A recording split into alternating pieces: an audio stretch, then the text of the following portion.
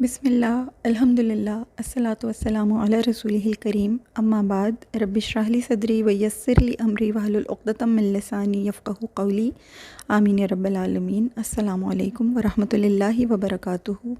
الرحیق المختوم میں آج انشاءاللہ ہم اپنا لیکچر نمبر 22 اسٹارٹ کریں گے، لیکچر نمبر 22، اور آج کا میرا ٹاپک وہیں سے کنٹینیو ہوگا کہ رسول اللہ صلی اللہ علیہ وسلم کا آغاز تجارت اور پھر سیدہ خدیجۃ الکبریٰ سلام اللہ تعالیٰ علیہا کے ساتھ عقد نکاح، اور آج اس میں ہم تھوڑی سی تفصیلی گفتگو کریں گے۔ اس ٹاپک کو ہی آگے مزید ہم تھوڑا تفصیل میں بیان کرنے کی میں کوشش کروں گی، پڑھنے کی، سمجھنے کی کوشش کریں گے کہ عقد نکاح ہوا تو پیغام نکاح کس طرح گیا، پھر نکاح کنہوں نے پڑھایا، پھر یہ کہ رسول اکرم صلی اللہ علیہ وسلم نے جب تجارت کی بنیاد ڈالی، تجارت کی دنیا میں جب آپ نے اپنے قدم جمائے، سبحان اللہ عظیم، آپ نے کس طریقے سے کون سی بنیادوں پر تجارت فرمائی، پھر آپ کے جو تجارتی شرکاء تھے یا جو آپ کے ساتھی تھے وہ کس طریقے سے آپ کی مداح کیا کرتے تھے، وہ کس طرح سے آپ کے اعلیٰ اخلاق، اعلیٰ اوصاف کو بیان کیا کرتے تھے، کئی ایک واقعات روایات کی روشنی میں ہمیں ملیں گے تو انہیں بھی ہم جاننے کی کوشش کریں گے۔ پھر یہ کہ حضرت سیدہ خدیجۃ الکبریٰ سلام اللہ تعالیٰ علیہا جب بحیثیت زوجہ بن کے آپ صلی اللہ علیہ وسلم کی حیات مبارکہ میں شامل ہوئیں تو پھر سیدہ نے اپنی تابعداری، اپنی فرما برداری، اپنی محبت، اپنی جو ان کی جان نثاری تھی اس کے علاوہ اور کون سے خوبصورت تحائف رسول اللہ صلی اللہ علیہ وسلم کی خدمت عالی شان میں پیش کیے، کچھ اس کے اوپر بھی بات کرنے کی کوشش کریں گے۔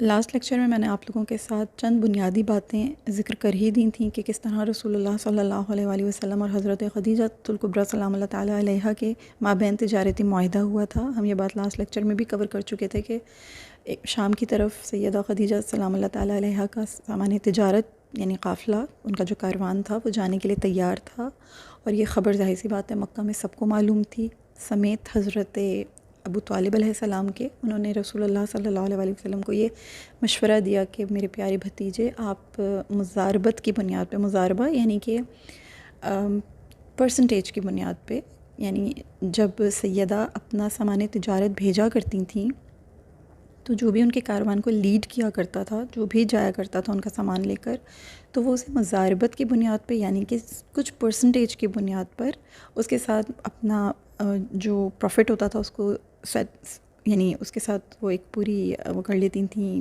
ایک ڈیل کیا کرتی تھیں، اور اس ڈیل کے مطابق جو پروفٹ ہوتا تھا اس میں سے کچھ پرسنٹ اس لیڈر کو دیا کرتی تھیں جو کاروان کو لیڈ کیا کرتا تھا، جو ٹریڈر ہوتا تھا، اور پھر اس میں سے کچھ حصہ جو تھا پرسنٹیج یعنی پروفٹ کی وہ خود اپنے حصے میں رکھا کرتی تھیں۔ یہ مضاربت کہلاتی ہے۔ یہ جو طریقہ ہوتا ہے اس کو مضاربت کہتے ہیں، اس کو مضاربہ کہتے ہیں۔ تو مضاربت کی ہی بنیاد پر رسول اکرم صلی اللہ علیہ وسلم بھی آپ خدیجۃ الکبریٰ سلام اللہ تعالیٰ علیہا کا سامان لے جائیے ملک شام کی طرف، تاکہ آپ کا بھی کچھ جو ہے معاش میں کچھ بہتری آ سکے۔ رسول اللہ صلی اللہ علیہ وسلم اس بات کے لیے آمادہ ہو گئے۔ اس بات کی جو سنگن تھی وہ سیدہ خدیجۃ الکبریٰ سلام اللہ تعالیٰ علیہا کو بھی مل گئی کہ اس طرح سے رسول اکرم صلی اللہ علیہ وسلم ایک نہایت پروقار شخص ہیں اور بہت معاملہ فہم ہیں اور بے انتہا اعلیٰ اوصاف، اعلیٰ اخلاق کے مالک ہیں۔ تو یہ تمام جو اوصاف تھے رسول اکرم صلی اللہ علیہ وسلم کے کہ وہ راست باز ہیں، امانت دار ہیں، اعلیٰ اخلاق کے مالک ہیں، تو سیدہ خدیجہ سلام اللہ تعالیٰ علیہا نے فوراً رسول اللہ صلی اللہ علیہ وسلم کی خدمت عالی شان میں پیغام بھیجا کہ میں ان تمام اعلیٰ اخلاق، اعلیٰ اوصاف کے پیش نظر آپ کو صرف تجارتی سفر پر بھیجنا چاہتی ہوں، اور حق کی خدمت کے طور پر میں آپ کی قوم کے دوسرے لوگوں کو جو کچھ بھی دیتی ہوں اس سے دگنا معاوضہ میں آپ صلی اللہ علیہ وسلم کی خدمت میں بھی پیش کرنا چاہتی ہوں۔ رسول اللہ صلی اللہ علیہ وسلم نے پیشکش منظور کر لی اور اپنے چچا کو اس معاملے سے آگاہ کر دیا۔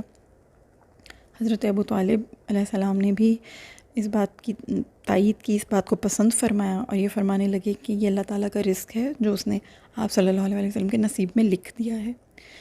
اب ہوا کیا کہ سیدہ خدیجہ سلام اللہ تعالیٰ علیہا کیونکہ بحیثیت سوداگر بہت ہی نامور تھیں، سیدۃ التجار تھیں، تو رسول اللہ صلی اللہ علیہ وسلم جب کاروان کو لے کر چلے تو یہ جو سامان تجارت تھا یہ کن چیزوں پر مشتمل تھا، یوزولی وہاں پر کس قسم کی مصنوعات ہوا کرتی تھیں، تھوڑا سا ہم اس کے بارے میں بھی جاننے کی کوشش کرتے ہیں۔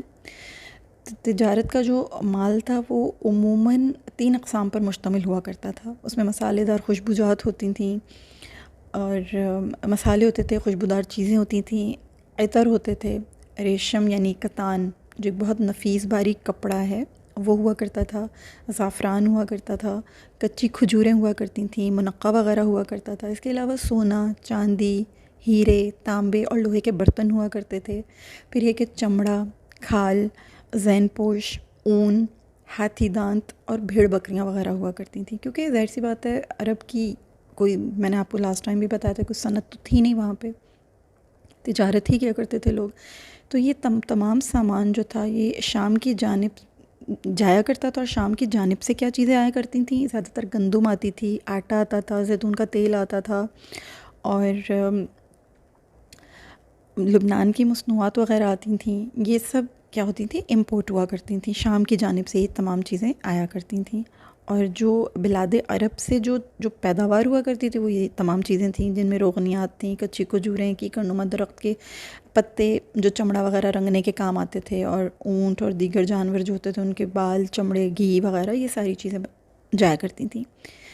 تو یہ تمام سامان سیدہ خدیجۃ الکبریٰ سلام اللہ تعالیٰ علیہا کی معیت میں اتنی بڑی، اتنی کثیر تعداد میں ہوا کرتا تھا کہ تمام عرب کے جو بقیہ سردار ہوتے تھے، خاص طور پہ مکہ کے، ان سب کا سامان تجارت ایک طرف، اور سیدہ کا جو سامان تجارت ہوتا تھا وہ ان سب کے مقابلے میں یک طرفہ ہوا کرتا تھا، ایک طرف ہوا کرتا تھا، اور بہت کثیر تعداد میں ہوتا تھا. تو ظاہر سی بات ہے پروفٹ بھی ان کو اسی حساب سے ہوتا تھا. اس مرتبہ کیونکہ رسول اکرم صلی اللہ علیہ وآلہ وسلم اور سیدہ خدیجہ سلام اللہ تعالیٰ علیہا کے تجارتی معاہدہ ان کا طے پا گیا تھا، لہٰذا اب وہ دن آیا جس دن قافلے کو شام کی طرف روانہ ہونا تھا. سیدہ خدیجۃ الکبریٰ سلام اللہ تعالیٰ علیہا نے اپنے غلام میسرہ آپ صلی اللہ علیہ وآلہ وسلم کے ساتھ روانہ کیا، اور اسے تاکید فرمائی کہ وہ رسول اکرم صلی اللہ علیہ وآلہ وسلم کی حکم عدولی ہرگز نہ کرے، اور یہ کہ آپ صلی اللہ علیہ وآلہ وسلم کی رائے کی مخالفت نہیں کرے، کسی بھی معاملے میں آپ سے اختلاف نہیں کرے. اور تیسری چیز جو سیدہ خدیجہ سلام اللہ تعالیٰ علیہا نے خصوصی طور پہ میسرہ کو ہدایت کی تھی وہ یہ تھی کہ رسول اکرم صلی اللہ علیہ وآلہ وسلم کی خدمت پر اس طرح معمور رہنا ہے کہ جو کچھ بھی معاملات پیش آئیں گے انہیں نوٹ ڈاؤن کرنا ہے، انہیں سمجھنا ہے، اس کو بہت ہی باریک بینی سے آبزرو کرنا ہے، اور پھر آ کر ایز اٹ از خدیجۃ الکبریٰ سلام اللہ تعالیٰ علیہا کی خدمت عالی شان میں اس کو پیش کرنا ہے. میسرہ بہت ہی خاص غلام تھا سیدہ کا، اور اسی مقصد کے لیے سیدہ نے اسے معمور کیا تھا، کیونکہ نہایت سمجھدار تھا، تجربہ کار تھا، اور بہت با ادب تھا. اس کی جو بہت بڑی کوالٹی تھی وہ یہ تھی، بہت با ادب رکن تھا وہ. اس سے پہلے بھی بہت مرتبہ وہ سامان تجارت لے جا چکا تھا سیدہ کا، تو بہت با اعتماد قسم کا وہ غلام تھا. لیکن اس کو خاص نصیحتیں سیدہ نے کسی خاص پس منظر میں کی تھیں. یہ بھی ابھی میں انشاءاللہ آگے چل کے آپ کے ساتھ تھوڑا سا اس کو ذکر کروں گی کہ یہ نصیحتیں میسرہ کو سفر شام شروع ہونے سے پہلے ہی سیدہ نے کیوں کی تھیں. اب ہوا یہ کہ سفر، ظاہر سی بات ہے سفر شام تھا، اور شام جو ہے آپ جانتے ہیں، میں نے پہلے بھی آپ کو بتایا تھا کہ وہاں پر تجارتی مراکز تھے جو وہاں موجود تھے، خاص طور پہ بصرہ شہر میں. تو یہ سب جتنا بھی سامان جایا کرتا تھا عرب سے یہ وہاں پہنچا کرتا تھا، بصرہ کے مقام پر پہنچا کرتا تھا، اور پھر وہاں سے مزید آگے اگر یورپ کی طرف جانا ہوتا تھا یا جو کچھ بھی ان لوگوں کو آگے فردر پروسیڈ کرنا ہوتا تھا وہ کیا کرتے تھے. تو یہ میسرہ ان تمام حالات سے، ان تمام روٹس اور ان تمام چیزوں سے آگاہ بھی تھا. یہ بھی ایک بہت بڑا ریزن تھا کہ میسرہ کو خصوصی طور پہ رسول اکرم صلی اللہ علیہ وسلم کے ساتھ روانہ کیا گیا. اس موقع پہ نبی اکرم صلی اللہ علیہ وسلم کے جو چچا ہیں حضرت ابو طالب، انہوں نے خصوصی طور پر رسول اکرم صلی اللہ علیہ وسلم کو اپنا خاص طور پر دھیان رکھنے کی بھی تلقین فرمائی، اور قافلہ روانہ ہو گیا. مکہ سے بصرہ تک پہنچے یہ لوگ. ابتدا اس طرح سے ہوئی تھی کہ یہ ذوالحجہ کا وسط تھا، یعنی درمیانی مہینے چل رہے تھے ذوالحجہ کے. سفر ان کا اس طریقے سے شروع ہوا، گرمی کا موسم تھا. قافلہ مدینہ کے قریب سے گزر کر خیبر، تیمہ، دومۃ الجندل، وادی سرحان سے ہوتا ہوا شام کی طرف بڑھتا گیا. اور ہم جانتے ہیں کہ شام رومیوں کی وسیع سلطنت کا حصہ تھا، اور رسول اکرم صلی اللہ علیہ وسلم میسرہ سمیت شام کے شہر بصرہ پہنچے. یہ شہر آپ جانتے ہیں، میں نے آپ کو پہلے بھی کئی مرتبہ بتایا ہے کہ یہ جارڈن سے تھوڑا سا اوپر اور مکہ شہر سے تقریباً 1600 کلومیٹر نارتھ کی طرف ہے. یہ بات میں نے آپ لوگوں سے پہلے بھی کئی مرتبہ بیان کی ہے. اب بصرہ شہر میں جب یہ لوگ پہنچے، یہ قافلہ پہنچا، تو وہاں کچھ عجیب و غریب واقعات کا ظہور ہوا جو میسرہ بہت بہت باریک بینی کے ساتھ آبزرو کرتا رہا۔ وہ واقعات میں آپ لوگوں کے ساتھ تھوڑے سے بیان کرتی ہوں۔ حضرت محمد مصطفیٰ صلی اللہ علیہ وآلہ وسلم جب بصرہ شہر پہنچے تو وہاں وہاں پہ ایک گرجا تھا، وہاں پر ظاہر سی بات ہے کرسچینٹی بھی تھی وغیرہ، تو وہاں پر ایک راہب تھا۔ ہم نے جب رسول اکرم صلی اللہ علیہ وسلم کے بچپنے کا واقعہ پڑھا تھا تو اس میں وہ جو راہب ملا تھا اس کا نام بحیرہ تھا۔ اب جو جوانی میں جو سفر شام ہوا ہے اور اس میں جو نبی اکرم صلی اللہ علیہ وسلم کی ملاقات جس راہب سے ہوئی ہے، یہ راہب، اس کا نام نستورہ بیان کیا جاتا ہے۔ روایات میں آتا ہے کہ اس کا نام نستورہ تھا۔ نستورہ، یا روایت کے مطابق نستور بھی کہا جاتا ہے، لیکن میجورٹی نے، جمہور نے اس کو نستورہ ہی بیان کیا ہے۔ نستورہ کی میسرہ سے پہلے سے ہی جان پہچان تھی۔ یہ راہب محمد صلی اللہ علیہ وآلہ وسلم جب وہاں پہنچے تو وہاں اس کا جو گرجا تھا اس کے پاس ایک درخت تھا۔ آپ صلی اللہ علیہ وآلہ وسلم نے اس درخت کے سائے میں بیٹھ کے کچھ دیر آرام فرمایا۔ جب یہ نستورہ راہب کی نگاہ پڑی تو اس نے میسرہ سے پوچھا کہ میسرہ، اس درخت کے نیچے جو صاحب جلوہ افروز ہوئے یہ کون ہیں؟ میسرہ نے جواب دیا کہ صاحب قریش ہیں، یعنی قریش کے ایک فرد ہیں اور اہل حرم سے ہیں۔ نستورہ کہنے لگا، اس درخت کے نیچے نبی کے سوا کوئی اور شخص اس طرح نہیں ٹھہرا، کبھی بھی نہیں ٹھہرا۔ پھر پوچھا کیا ان کی آنکھوں میں سرخ ڈورے ہیں؟ سبحان اللہ العظیم۔ میسرہ بولا جی ہاں، سرخ ڈورے تو ان کی آنکھوں میں ہر وقت جلوہ نما رہتے ہیں۔ نستورہ کہنے لگا، یہ وہی نبی ہیں، یہ آخری نبی ہیں، کاش میں انہیں اس وقت پا جاؤں جب یہ مبعوث ہوں گے۔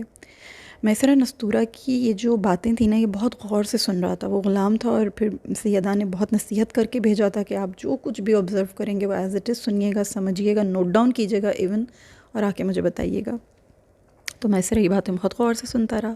اس کے بعد مزید یہ ہوا کہ بصرہ کے بازار میں جب یہ لوگ پہنچے، ابھی تو سامان ظاہر ہے تجارت کا جو قافلہ تھا وہ پہنچا ہی تھا بصرہ، اور رسول اکرم صلی اللہ علیہ وسلم درخت سائے تلے آرام فرما رہے تھے، اور اللہ کی شان کے نستورہ نے میسرہ کے کانوں سے یہ حقیقت جو تھی گزار دی۔ میسرہ کی کانوں میں یہ جو سچائیاں تھیں، جو بشارتیں تھیں، وہ ٹکرا گئیں کانوں سے۔ اب دوسرا معاملہ کیا ہوا کہ میسرہ کے ساتھ رسول اللہ صلی اللہ علیہ وسلم بصرہ کے بازار میں پہنچے۔ آپ صلی اللہ علیہ وسلم اپنے سامان کا سودا کرنے لگے۔ اسی دوران ایک شخص کا سوداگری کے معاملے میں آپ صلی اللہ علیہ وسلم سے کچھ اختلاف ہوا۔ رسول اکرم صلی اللہ علیہ وسلم بہت معاملہ فہم تھے، تکرار نہیں کرتے تھے، بحث مباحثہ نہیں کرتے تھے، لیکن یہاں معاملہ کچھ اس طرح سے ہوا کہ اس شخص نے رسول اکرم صلی اللہ علیہ وسلم سے یہ کہا کہ آپ لات و عزیٰ، یعنی جو بت تھے مکہ میں، جو بت ہوا کرتے تھے، طائف میں جو بت ہوا کرتے تھے، لات عزیٰ، آپ جانتے ہیں کہ قریش کے جو وہاں پر جو سرداران تھے یا جو بھی وہاں پر جو مشرکین رہا کرتے تھے ان کے وہ بت ہوا کرتے تھے، لات اور عزیٰ۔ تو اس شخص نے کہا نبی اکرم صلی اللہ علیہ وسلم کو کہ آپ لات و عزیٰ ان بتوں کی قسم کھائیں۔ تو آپ صلی اللہ علیہ وسلم نے فرمایا کہ ما حلفت بہما قط وانی لا امر بہما فاعرض عنہما، میں نے کبھی ان کی قسم نہیں کھائی، کبھی ان کے پاس سے گزرنے کی نوبت آ بھی جاتی ہے تو میں ان کی طرف سے اپنا منہ پھیر لیتا ہوں۔ آپ صلی اللہ علیہ وسلم کا یہ ارشاد سن کر اس شخص نے کہا، فی الواقع آپ کی یہ بات فیصلہ کن ہے، یعنی وہ رسول اکرم صلی اللہ علیہ وسلم کی اس بات کے اوپر کہ آپ نے قسم نہیں کھائی تھی، اس نے اپنا جو بھی سودا تھا وہ ڈن کیا۔ پھر وہ شخص میسرہ کو علیحدگی میں لے کر گیا اور رازداری سے کہنے لگا کہ واللہ یہ نبی ہیں، ان کے اوصاف ہمارے احبار یعنی علماء اپنی کتابوں میں بتاتے ہیں۔ میسرہ نے یہ چیز بھی نوٹ ڈاؤن کر لی۔ یہ دوسرا واقعہ ہو گیا۔ پھر میسرہ نے اس سفر میں ایک اور بہت عجیب اور غیر معمولی چیز یہ دیکھی کہ جب دوپہر ہوا کرتی تھی اور دھوپ کی تمازت میں شدت آ جاتی تھی تو دو فرشتے نبی اکرم صلی اللہ علیہ وسلم پر چھاؤں کر دیا کرتے تھے۔ میسرہ نے سارے مناظر حیرت سے دیکھے اور ذہن نشین کر لیے۔ سبحان اللہ العظیم۔ پھر یہ کہ آپ صلی اللہ علیہ وسلم کی تحویل میں جتنا سامان تھا وہ سارا بصرہ کے بازار میں نہایت نفع بخش نرخوں پر فروخت ہو گیا، یعنی بہت اچھے نرخ ملے، یعنی بہت اچھا مال ملا، بہت اچھا پروفٹ ہوا، بہت اچھے پیسوں پہ یہ ساری چیزیں جو ہیں یہ سیل آؤٹ ہوئیں۔ اور عام تاجروں نے جتنا نفع کمایا تھا پچھلی تمام جتنی بھی مرتبہ تجارت ہوا کرتی تھی، جو کچھ بھی وہ کمایا کرتے تھے، آپ صلی اللہ علیہ وسلم نے اس سے دگنا نفع کمایا۔ سبحان اللہ العظیم۔ یہ تو رسول اللہ صلی اللہ علیہ وسلم کو برکتیں اللہ تعالیٰ نے ہمیشہ سے عطا فرمائی ہیں۔ اس قدر نفع دیکھ کر میسرہ بے اختیار بول اٹھا کہ اے محمد صلی اللہ علیہ وآلہ وسلم، ہم تو مدت سے خدیجہ سلام اللہ تعالیٰ علیہا کے مال کی تجارت کر رہے ہیں، مگر ہمیں کبھی اتنا نفع نہیں ہوا جو اس دفعہ آپ صلی اللہ علیہ وآلہ وسلم کی تشریف آوری کی وجہ سے ہوا ہے۔ نبی اکرم صلی اللہ علیہ وآلہ وسلم کی یہ کامیابی یقیناً آپ کی برکت، کھرے معاملے، سچائی، دانائی، محنت اور معاملہ فہمی ہی کا نتیجہ ہے۔ نبی اکرم صلی اللہ علیہ وآلہ وسلم نے اس موقع پر ایک بہت دانا، بہت دور اندیش تاجر ہونے کا ثبوت دیا تھا۔ آپ صلی اللہ علیہ وآلہ وسلم نے لگے ہاتھوں کیا کیا کہ جو ضروری سامان بیچا وہ تو بیچ دیا، لیکن جو ضروری سامان تھا وہ خرید بھی لیا، جس کی مکہ مکرمہ میں مانگ تھی، یعنی جو ڈیمانڈ میں تھیں جو چیزیں، جیسے کہتے ہیں نا کہ جو چیزیں ڈیمانڈ میں ہوتی ہیں، جو چیزیں بہت زیادہ ضروری تھیں وہاں پر، وہ رسول اللہ صلی اللہ علیہ وسلم نے خرید لیں۔ بعد ازاں یہ سامان سیدہ خدیجہ سلام اللہ تعالیٰ علیہا نے مکہ میں فروخت کیا تو بھی ان کو بھاری منافع یعنی ملا۔ تو یہ رسول اللہ صلی اللہ علیہ وسلم کی دور اندیشی تھی، ان کی دانائی تھی، ان کی حکمت تھی، سبحان اللہ۔ تو اب یہ سب کچھ یہ معاملہ ہو گیا، اور یہ کچھ چند ایسے غیر معمولی واقعات بھی ہوئے۔ اب شام سے واپسی ہوئی، شام سے جب واپسی ہوئی تو تجارتی قافلے نے بصرہ سے واپسی کی۔ نبی اکرم صلی اللہ علیہ وسلم ایک کامیاب تاجر کی حیثیت سے خوش و خرم اور بہت ہی عالی شان انداز میں واپس تشریف لائے۔ اب یوں ہوا کہ سیدہ خدیجہ سلام اللہ تعالیٰ علیہا کی جو بھی سفر کی جو بھی سرگزشت تھی، میسرہ نے رسول اکرم صلی اللہ علیہ وآلہ وسلم کے معاملات جو بھی دیکھے تھے، وہ ساری چیزیں بھی اور تجارتی حساب کتاب بھی تمام چیزیں سیدہ کی خدمت میں عرض کیں، اور جو کچھ بھی روداد پیش آئیں، جو کچھ بھی انسیڈنٹس ہوئے، وہ من و عن بیان بھی کر دیے، اور یہ بھی بتایا کہ نستورہ راہب سے ملاقات ہوئی، اس نے کیا بشارت دی، جھگڑا کرنے والے شخص کی پیشن گوئی کا واقعہ بھی سنا دیا۔ بہت انہماک سے سیدہ نے تمام باتیں سنی، اور انہیں یہ دیکھ کر بہت حیرت ہوئی، بہت مسرت ہوئی کہ ان کے جتنے بھی تجارتی ایجنٹ تھے، وہ جتنا منافع لے کر آیا کرتے تھے، نبی اکرم صلی اللہ علیہ وآلہ وسلم نے ان کے برعکس دگنا منافع پیش کیا۔ تو جناب سیدہ خدیجۃ الکبریٰ سلام اللہ تعالیٰ علیہا نے نبی اکرم صلی اللہ علیہ وآلہ وسلم کو طے شدہ معاوضے سے بھی بڑھ کر پھر معاوضہ پیش کیا۔ تو یہ تمام واقعات جو تھے یہ رسول اکرم صلی اللہ علیہ وآلہ وسلم کے اس سفر کی مناسبت سے ہوئے۔ تھوڑا سا رک کر ہم یہاں پر نبی اکرم صلی اللہ علیہ وآلہ وسلم کے جو دیگر تجارتی سفر تھے ان کے بارے میں بات کرتے ہیں۔ رسول اکرم صلی اللہ علیہ وآلہ وسلم کے جتنے بھی تجارتی جو ان کے پارٹنرز ہوا کرتے تھے، کیونکہ میرے پیارے نبی، ہمارے سب کے پیارے نبی حضرت محمد مصطفیٰ صلی اللہ علیہ وآلہ وسلم پارٹنرشپ کے اوپر بھی کچھ عرصہ کامیابی کے ساتھ آپ نے کاروبار کیا، اور جب تک آپ مبعوث نہیں ہوئے تھے، جب تک آپ رسالت کے منصب پر آپ اعلان مبعوث نہیں ہوئے تھے، آپ نے تجارت کے معاملات جو ہیں وہ دیکھے ہیں، کیے ہیں، کیونکہ معلم انسانیت ہے رسول اللہ صلی اللہ علیہ وآلہ وسلم، تو اس گوشے میں بھی اپنے عمل مبارک سے آپ نے ہمارے لیے رہنمائی کی قندیل روشن کی ہے۔ تو اس معاملے میں جو نقوش آپ صلی اللہ علیہ وآلہ وسلم سے عمل پیرا ہوئے ہیں، جو نقوش عمل آپ نے چھوڑے ہیں بیسیکلی، وہ میں آپ لوگوں کے سامنے جو ہیں کچھ روایات ہیں، مختلف روایات ہیں کاروباری شریکوں سے ریلیٹڈ، وہ میں آپ لوگوں کے سامنے رکھنا چاہوں گی۔ صائب بن ابی صائب رضی اللہ تعالیٰ عنہ کہتے ہیں کہ فتح مکہ کے دن مجھے سیدنا عثمان بن عفان رضی اللہ تعالیٰ عنہ اور زہیر بن ابی امیہ بن مغیرہ مخزومی رضی اللہ تعالیٰ عنہ نے رسول اکرم صلی اللہ علیہ وآلہ وسلم کی خدمت میں پیش کیا۔ سیدنا عثمان بن عفان رضی اللہ تعالیٰ عنہ کون ہے؟ رسول اکرم صلی اللہ علیہ وآلہ وسلم کی پھپھی عاتقہ کے بیٹے ہیں، اور یہ جو زہیر بن ابی امیہ بن مغیرہ مخزومی رضی اللہ تعالیٰ عنہ، یہ ام المومنین ام سلمہ کے بھائی بھی ہیں، ٹھیک ہے۔ چلیے، اس موقع پر جو صائب بن ابی صائب ہیں وہ رسول اکرم صلی اللہ علیہ وآلہ وسلم کے سامنے پیش کیے گئے فتح مکہ کے دن، تو لوگوں نے، وہ یہ کہتے ہیں کہ اس موقع پر لوگ میری تعریف کرنے لگے، تو رسول اللہ صلی اللہ علیہ وآلہ وسلم نے فرمایا کہ لا تعلمونی بھی قد کان صاحبی فی الجاہلیہ، میں ان سے خوب واقف ہوں، تو مجھے ان کے بارے میں کچھ نہ بتاؤ، یہ تو زمانے جاہلیت میں میرے کاروباری ساتھی تھے۔ صاحب بولے جی ہاں اللہ کے رسول، آپ نے بجا فرمایا، یقیناً ایسا ہی ہے، آپ کتنے اچھے ساتھی تھے۔ یہ جواب سن کر رسول اکرم صلی اللہ علیہ وآلہ وسلم نے فوراً فرمایا، یا صاحب انظر اخلاقک التی کنت تصنعها فی الجاہلیہ فاجعلها فی الاسلام، اقر الضیف واکرم الیتیم واحسن الی جارک۔ اے صاحب، اپنے دور جاہلیت کے حسن اخلاق پر غور کرو اور اسے اسلام میں بھی جاری رکھو، مہمانوں کی مہمان نوازی کرو، یتیموں کی عزت کرو اور اپنے ہمسائے سے حسن سلوک کرو۔ سنن ابی داؤد اور مسند احمد کی ایک اور روایت میں ہے کہ سائب بن ابی سائب نے نبی اکرم صلی اللہ علیہ وسلم کے بارے میں فرمایا کہ آپ میرے کاروباری ساتھی تھے اور کیا خوب ساتھی تھے، آپ میں مخالفت کرنے اور لڑنے جھگڑنے کی کوئی بات ہی نہیں تھی، یعنی لڑنے جھگڑنے والی کوئی بات ہی نہیں تھی۔ ایک اور روایت میں آتا ہے کہ فتح مکہ کے دن رسول اکرم صلی اللہ علیہ وسلم کی خدمت میں سائب بن ابی سائب جب حاضر ہوئے تو آپ صلی اللہ علیہ وسلم نے اظہار مسرت کرتے ہوئے یوں فرمایا، مرحبا یا اخی و شریکی کانا لا یداری ولا یماری، اپنے بھائی اور کاروباری ساتھی کو خوش آمدید، یہ کبھی مخالفت کرتا نہ لڑائی جھگڑا۔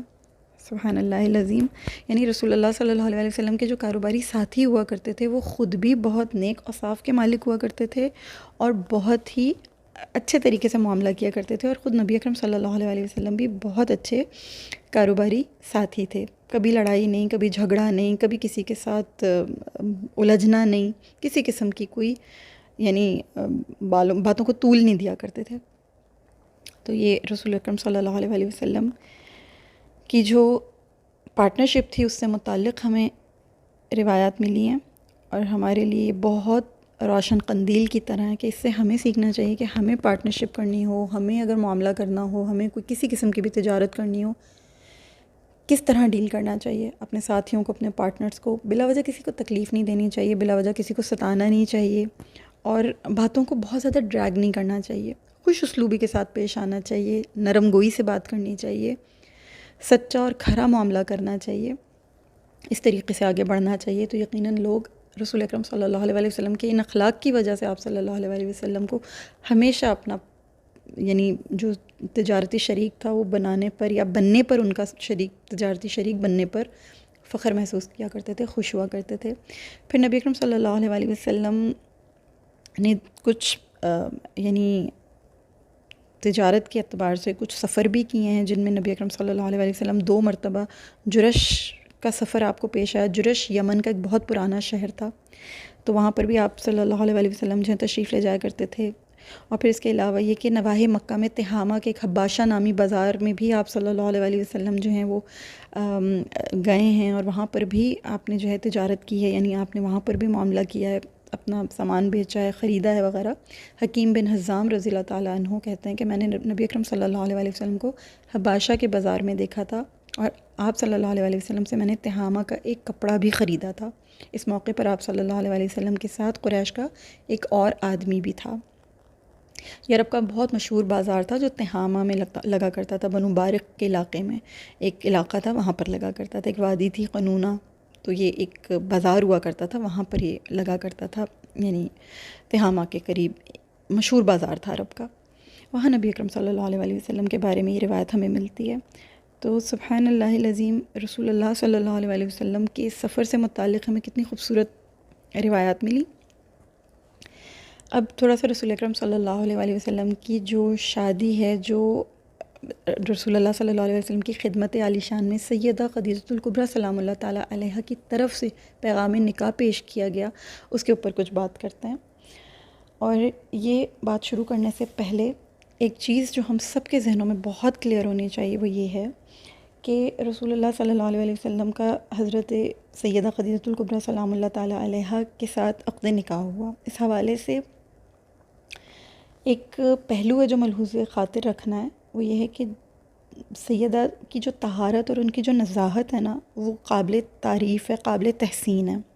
ایسا نہیں تھا کہ سیدہ نے یوں ہی رسول اللہ صلی اللہ علیہ وسلم کو پروفٹ دیکھ کر، یعنی پروفٹ سے مراد یہ کہ بہت زیادہ جو منافع تھا وہ سب کچھ دیکھ کر پسند کیا، یا یہ دیکھ کر کہ میرے کاروبار میں مجھے بہت زیادہ یعنی آگے لے جائیں گے، میں ان کی وجہ سے بہت اور زیادہ مالدار ہو جاؤں گی، ایسی کوئی چیز نہیں دیکھی تھی انہوں نے۔ خدیجۃ الکبریٰ سلام اللہ تعالیٰ علیہا ایک نہایت نفیس خاتون تھیں، اور ہم یہ بات جانتے ہیں کہ سیدہ کے جو چچا زاد ورقہ بن نوفل ہیں وہ زمانہ جاہلیت میں ہی نصرانیت قبول کر چکے تھے، اور عبرانی زبان بھی جانتے تھے، اور انجیل عبرانی زبان میں پڑھ پڑھ کر اپنے اقربا کو اس کی روشنی میں واعظ و نصیحت بھی کیا کرتے تھے، یعنی وہ عبرانی کو عربی میں ٹرانسلیٹ کر کے اپنے اقربا کو بتاتے تھے، اور یہ بھی بتایا کرتے تھے کہ ایک آخری نبی ہیں وہ آنے والے ہیں، بشارت دیا کرتے تھے۔ اور عمر کے اعتبار سے بزرگ تھے، اور حضرت خدیجہ سلام اللہ تعالیٰ علیہا ان کی واضح نصیحت اور سچے نبی کی بشارت بہت شوق اور رغبت سے سنا کرتی تھیں۔ نیز یہ بھی سنتی تھیں کہ اس عظیم الشان نبی کی بعثت کا زمانہ بہت قریب ہے۔ اس حوالے سے انہوں نے ورقہ بن نوفل سے کافی کچھ سن رکھا تھا۔ چنانچہ جب نبی اکرم صلی اللہ علیہ وسلم کی صداقت و دیانت اور دیگر صفات کمال کا ذکر سنا اور ورقہ بن نوفل کی بتائی ہوئی علامات نبوت آپ صلی اللہ علیہ وآلہ وسلم میں پائیں خدیجہ نے، سیدہ خدیجہ سلام اللہ تعالیٰ علیہا نے، تو انہوں نے اپنے غلام میسرہ کے ساتھ رسول اللہ صلی اللہ علیہ وآلہ وسلم کو مال تجارت دے کر اس لیے بھیجا تھا کہ آپ صلی اللہ علیہ وآلہ وسلم کے تجارتی مالی معاملات اور سفر میں جو کچھ بھی آپ اعلیٰ اخلاق، عادات اور تمام چیزیں دیکھیں، ان کا جو مشاہدہ کریں، وہ مجھے آ کر بتائیں۔ کیونکہ دیکھیں، میں آپ لوگوں کو ایک بات بتاؤں کہ یہ جو سفر ہوتا ہے نا، یہ انسان کی اچھائی برائی، انسان کا پیشنس، انسان کا ٹالرنس لیول، انسان کا اگریشن، انسان کی اخلاقی اور جو اس کی جو اوصافی اقدار ہوتی ہیں نا، انہیں بہت اچھے طریقے سے ایکسپوز کرتا ہے۔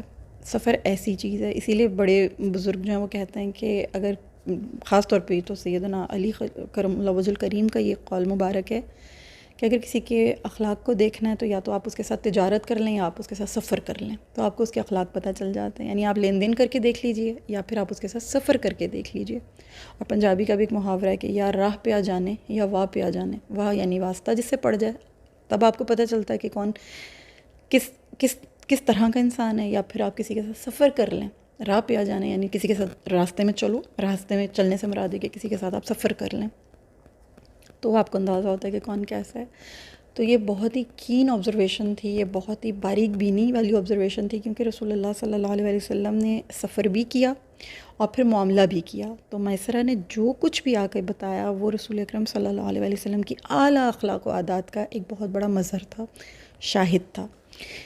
اسی لیے بعض روایت میں آتا ہے کہ انہوں نے غلام میسرہ کو ہدایت کی تھی کہ سفر کے تمام واقعات کو نوٹ کرے اور واپسی پر پوری تفصیل بتائے۔ اسی ہدایت کی روشنی میں غلام نے آپ صلی اللہ علیہ وآلہ وسلم کی برکت وغیرہ کے حوالے سے جن کمالات کا مشاہدہ کیا وہ سب تفصیل انہیں بتا دی، یعنی سیدہ کو بتا دی۔ اس سے حضرت سیدہ خدیجۃ الکبریٰ سلام اللہ تعالیٰ علیہ کا جو ظن تھا وہ غالب ہو گیا، یعنی وہ پہلے سے ہی جانتی تھیں اور وہ ڈھونڈ رہی تھیں ان تمام چیزوں کو جو رسول اللہ صلی اللہ علیہ وسلم کی زبان مبارک سے یعنی اپنے کزن ورقہ بن نوفل کی زبان سے سنتی تھی رسول اللہ صلی اللہ علیہ وسلم کے متعلق۔ وہ تمام ظن جو تھا وہ ایک دم غالب آ گیا کہ اللہ تعالیٰ کے آخری رسول یہی ہیں، اور انہوں نے یہ سوچا کہ اس سے بڑی سعادت اور کیا ہوگی کہ آپ صلی اللہ علیہ وسلم کی زوجیت کے رشتے سے منسلک ہو جاؤں۔ چنانچہ صدیقہ طاہرہ مطہرہ ام المومنین سیدہ خدیجۃ الکبریٰ سلام اللہ تعالیٰ علیہا نے بالواسطہ آپ صلی اللہ علیہ وآلہ وسلم کو پیغام نکاح بھیج دیا۔ اب یہ جو پیغام نکاح سیدہ نے بھیجا وہ کن کے ہاتھ سے بھیجا؟ ان کی ایک سہیلی تھیں جن کا نام تھا نفیسہ۔ نفیسہ کے ہاتھ سے، یعنی نفیسہ کے ذریعے، جو ان کی سہیلی تھیں ان کے ذریعے سے بھیجا سیدہ نے۔ اور ہم یہ پیچھے یہ ساری باتیں پڑھ چکے ہیں کہ سیدہ نساء قریش تھیں، بہت عظیم، بہت شریف اور بے انتہا اعلیٰ نسب خاتون تھیں، عفت و حمیت، طہارت و نظافت کا پیکر تھیں۔ زمانہ جاہلیت میں بھی انہیں طاہرہ کے لقب سے یاد کیا جاتا تھا۔ ام المساکین تھیں۔ ان کی میں آپ کو تمام جتنی بھی ان کی جو اجمالی سیرت ہے وہ اس کا پورا آپ کو ایک جو ہے بتا چکی ہوں۔ جو کچھ بھی معاملہ تھا وہ آپ لوگوں کے سامنے آ چکا ہے الحمدللہ۔ تو سیدہ نے آلریڈی 2 نکاح ہو چکے تھے سیدہ کے، وہ تمام چیزیں بھی میں آپ لوگوں کے سامنے لا چکی ہوں، ظاہری بات ہے آپ جانتے ہیں۔ اب یہ ہوا کہ رسول اللہ صلی اللہ علیہ وسلم کی بے مثل خوبیاں آشکار ہو چکی تھیں۔ سیدہ نے آپ صلی اللہ علیہ وسلم سے شادی کا ارادہ فرمایا، ان کے دل میں یہ خیال آیا، اور انہوں نے اپنی سہیلی نفیسہ سے کہا کہ نفیسہ اس معاملے میں آپ میری مدد کیجئے، اور اس طریقے سے آپ جائیے اور جا کر جو ہے پیغام نکاح پیش کیجیے رسول اللہ صلی اللہ علیہ وسلم کی خدمت میں۔ اب یہ جو نفیسہ ہیں ان کا نام آتا ہے نفیسہ بنت امیہ، یہ یعلا بن امیہ رضی اللہ تعالیٰ عنہ کی بہن ہے، ٹھیک ہے، اور خدیجہ سلام اللہ تعالیٰ علیہا کی سہیلی بھی تھیں۔ وہ یہ کہتی ہیں، ان سے یہ روایت ہمیں ملتی ہے کہ وہ یہ کہتی ہیں کہ حضرت خدیجہ سلام اللہ تعالیٰ علیہا نے پیغام نکاح دینے کے لیے مجھے رسول اکرم صلی اللہ علیہ وسلم کی خدمت میں بھیجا۔ یہ آپ صلی اللہ علیہ وسلم کے شام کے تجارتی سفر سے واپس آ جانے کے بعد کی بات ہے۔ میں نے محمد صلی اللہ علیہ وسلم سے عرض کی کہ آپ صلی اللہ علیہ وسلم کو نکاح کرنے میں کیا رکاوٹ ہے؟ آپ صلی اللہ علیہ وسلم نے فرمایا میرے پاس تو کچھ بھی نہیں ہے کہ میں نکاح کر لوں۔ میں نے عرض کی کہ اگر آپ صلی اللہ علیہ وسلم کی یہ ضرورت پوری کر دی جائے اور آپ صلی اللہ علیہ وسلم کی خدمت میں مال و منال، جمال و کمال اور شرف و وقار کے ساتھ برابری کی بنیاد پر نکاح کی پیشکش کی جائے تو کیا آپ اسے قبول فرما لیں گے؟ اس پر آپ صلی اللہ علیہ وسلم نے دریافت فرمایا وہ خاتون کون ہیں؟ میں نے کہا خدیجۃ الکبریٰ سلام اللہ تعالیٰ علیہا۔ آپ صلی اللہ علیہ وسلم نے فرمایا بھلا یہ میرے لیے کیسے ممکن ہے؟ میں نے عرض کی آپ یہ معاملہ مجھ پر چھوڑ دیجئے۔ رسول اکرم صلی اللہ علیہ وسلم نے یہ سن کر بظاہر خاموشی اختیار کی اور یہ کہہ کر رضامندی ظاہر کی کہ اس معاملے میں اپنے چچا سے مشورہ کر کے آپ کو جواب دوں گا۔ اب یہاں رک کر ہمیں جو چیزیں غور کرنی ہیں، جو چیزیں ہمیں سمجھنی ہیں وہ یہ ہیں کہ نبی اکرم صلی اللہ علیہ وسلم کی خدمت عالی شان میں جناب خدیجۃ الکبریٰ سلام اللہ تعالیٰ علیہا نے رفیقہ حیات بننے کی خواہش ظاہر کی تھی۔ اس سے رسول اکرم صلی اللہ علیہ وسلم کی جو شان ہے، جو آپ کی پاکیزگی ہے، جو آپ کی شرافت ہے، اس کا ایک بہت بڑا ثبوت ہمیں ملتا ہے۔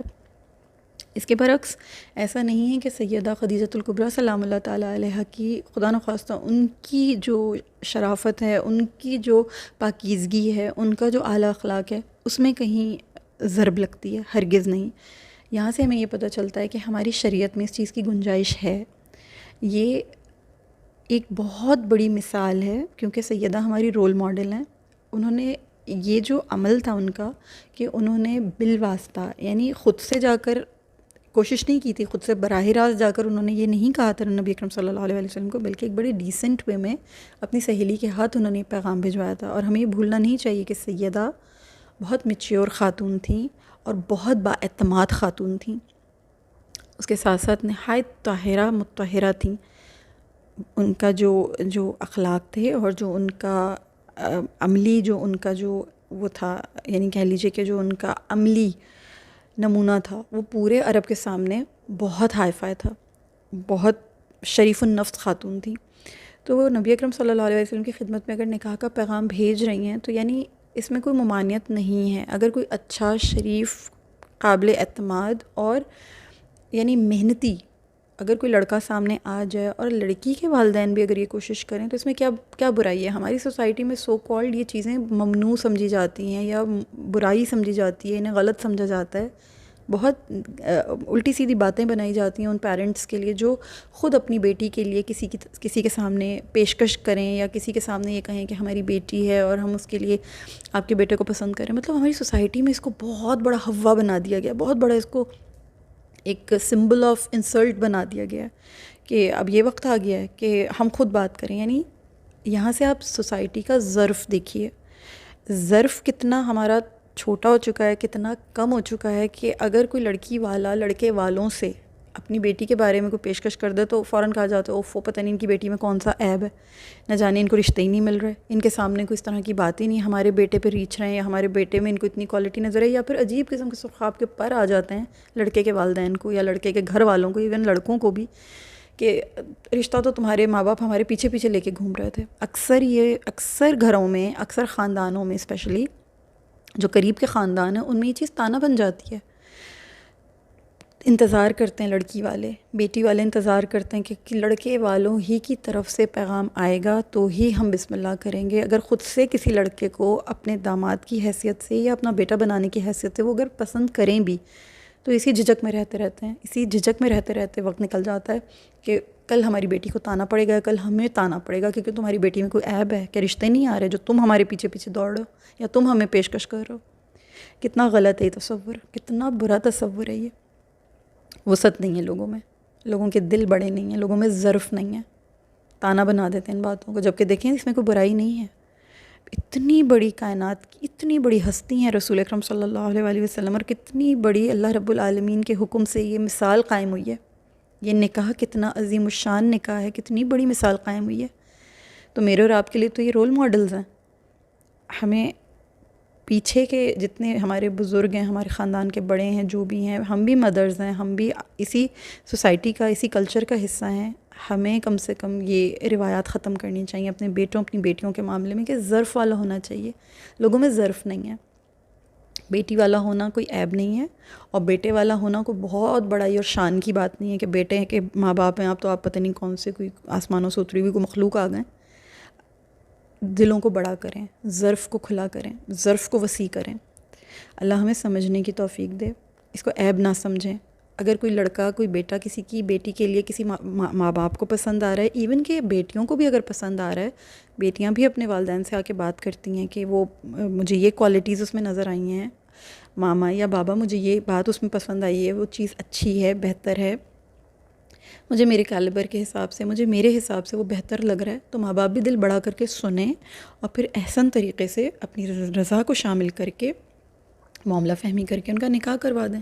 اس میں عیب نہیں ہے, پسند کرنا بری بات نہیں ہے. ہاں برے طریقے سے انڈیسنٹ وے میں بات کرنا, وہ طریقے سے ایک دوسرے کے ساتھ کانٹیکٹس میں رہنا یا ایک دوسرے کے ماں باپ کی مرضی کے خلاف جا کے الٹے سیدھے تعلقات قائم رکھنا جس میں ماں باپ خوش نہیں ہیں, ان کی رضا شامل نہیں ہے, یہ چیز غلط ہے. اس سے پرہیز کرنا چاہیے.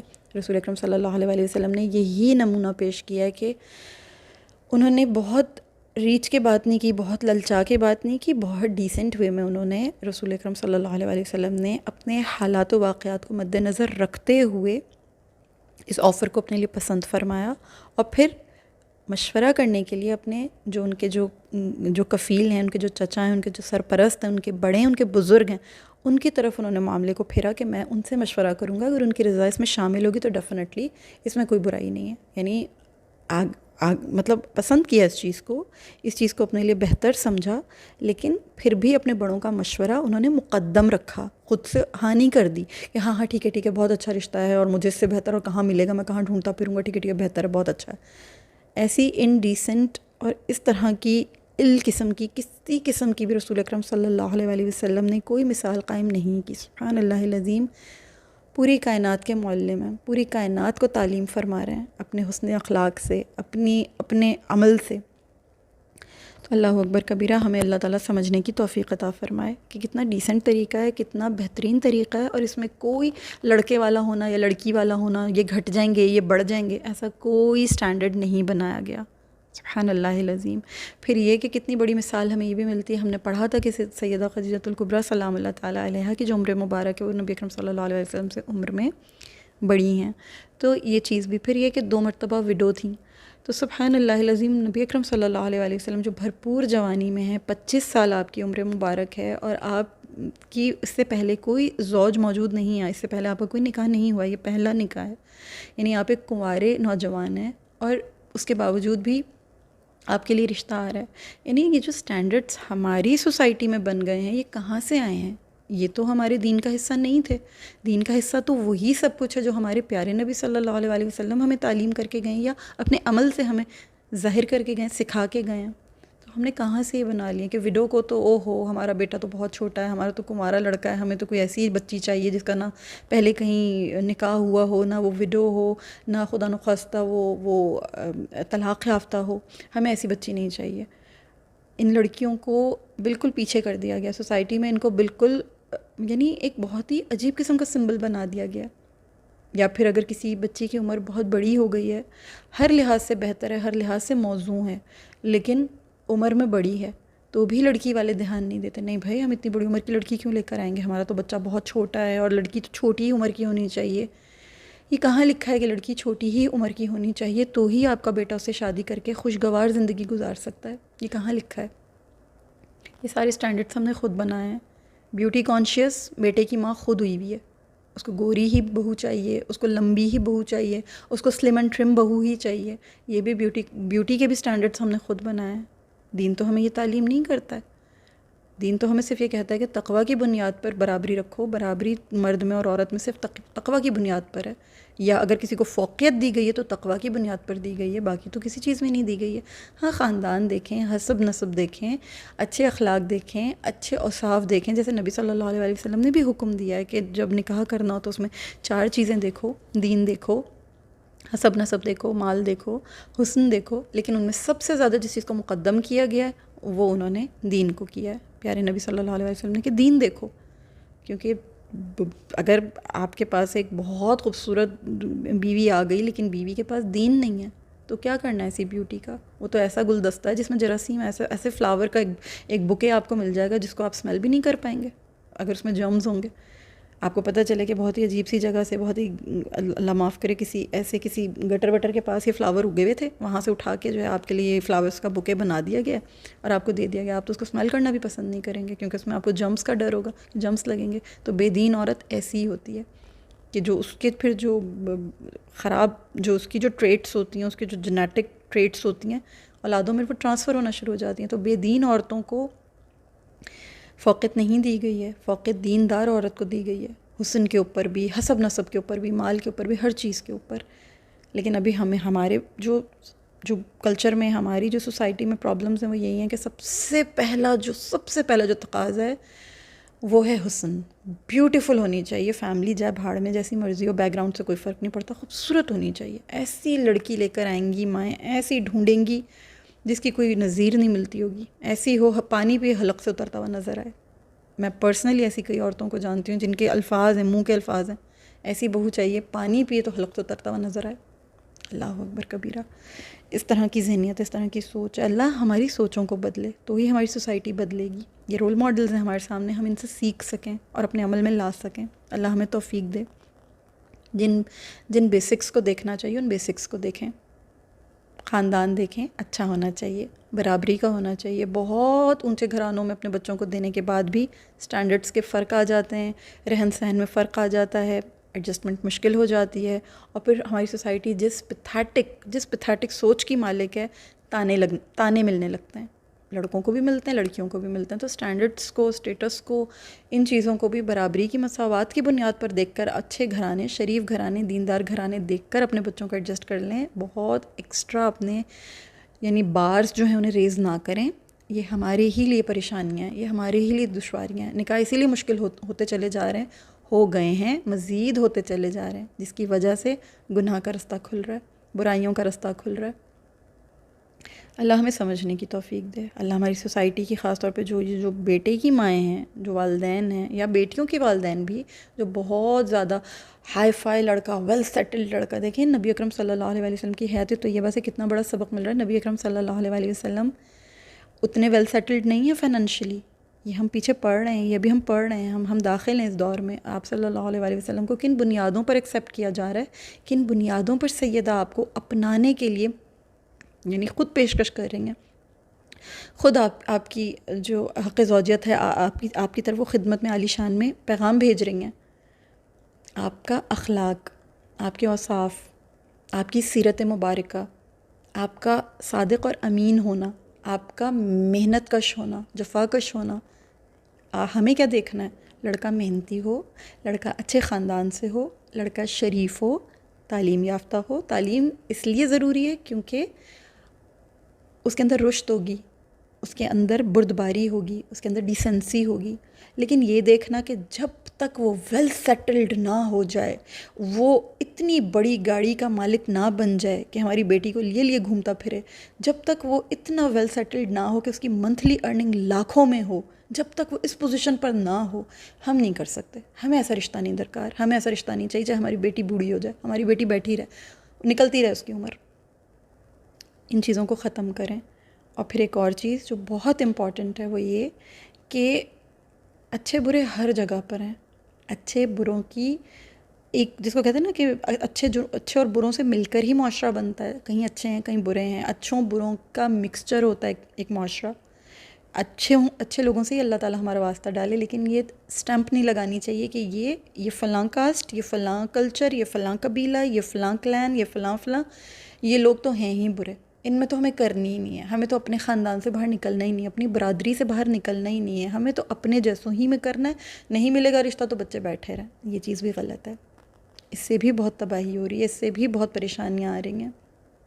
کوشش کریں اگر آپ کے خاندان میں ہے بسم اللہ، نہیں ہے تو اپنے جیسوں میں دیکھیں بسم اللہ، نہیں ہے تو نکلیں باہر نکلیں. دین کی بنیاد پر کریں رشتہ. دین نظر آ جائے، صاف ستھرے نرم خو لوگ آپ کو مل جائیں، معاملہ فہم لوگ مل جائیں تو بسم اللہ کر دیں. اس انتظار میں نہ بیٹھیں کہ ہم تو فلاں برادری سے ہیں تو فلاں برادری کا ہی آئے گا تو ہم کریں گے. یہ چیز بھی بہت بڑا نقصان ہے. ایسا نہیں دیکھیں، ایسا نہیں کریں.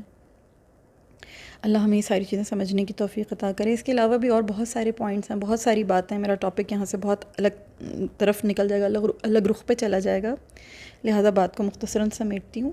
اب یہ ہوا کہ نبی اکرم صلی اللہ علیہ وسلم نے جب اپنے چچا سے مشورہ کیا تو انہیں یہ رشتہ ظاہر سی بات ہے بہت پسند آیا۔ پھر یوں ہوا کہ نبی اکرم صلی اللہ علیہ وسلم کا جو پیغام تھا، یہ جب ایکسیپٹ کر لیا گیا تو نکاح کی تاریخ طے ہو گئی، اور یوں ہوا کہ رسول اللہ صلی اللہ علیہ وسلم کے جو چچا ہیں انہوں نے باقاعدہ طور پر سیدہ خدیجۃ الکبریٰ سلام اللہ تعالیٰ علیہا کے جو چچا ہیں، یعنی رسول اللہ صلی اللہ علیہ وسلم کی طرف سے جناب حضرت ابو طالب اور حضرت حمزہ بن عبد المطلب، یہ دو چچا خصوصی طور پہ نبی اکرم صلی اللہ علیہ وسلم کے ساتھ یہ فہرست میں، یعنی ان دو چچاؤں کا نام شامل ہے۔ اور اس کے علاوہ جو شرکائے تقریب نکاح ہیں ان میں قریش کے دیگر سرداران ہیں جو تقریباً 10 افراد پر مشتمل ہیں، یعنی رؤوسا تھے خاندان مضر کے، یعنی قریش کے جو سرداران تھے وہ اس طریقے سے رسول اللہ صلی اللہ علیہ وسلم کا جو پیغام یعنی اب جو نکاح کا جو تقریب ہے وہ اس طریقے سے منعقد کی گئی کہ جو سیدہ خدیجہ سلام اللہ تعالیٰ علیہا کے چچا ہیں ان کا نام ہے عمرو بن اسد۔ ایک تو نوفل ہیں، ایک چچا کا نام نوفل ہے جن کے بیٹے ہیں ورقہ بن نوفل، ایک چچا ان کے ہیں جن کا نام ہے عمرو بن اسد۔ عمرو بن اسد کی سرپرستی میں یہ تقریب نکاح جو تھی یہ منعقد کی گئی، اور اس میں ورقہ بن نوفل بھی شامل ہوئے، اور شرکت جو ہے وہ انہوں نے فرمائی، اور سیدہ کا نکاح جو ہے وہ نبی اکرم صلی اللہ علیہ وسلم سے اس طریقے سے طے پایا کہ 12 اوقیہ چاندی یا گویا سونا یہ رسول اللہ صلی اللہ علیہ وسلم کی جانب سے حق مہر طے پایا سیدہ کا۔ اور بعض روایات میں آتا ہے کہ 20 اونٹ یا اونٹنیاں، یہ بہت حد تک ممکن ہے کہ جو 12 اوقیہ چاندی یا 12 اوقیہ سونا ہے اس کی جو مالیت ہے وہ 20 اونٹ یا 20 اونٹنیاں ہوں اس زمانے میں۔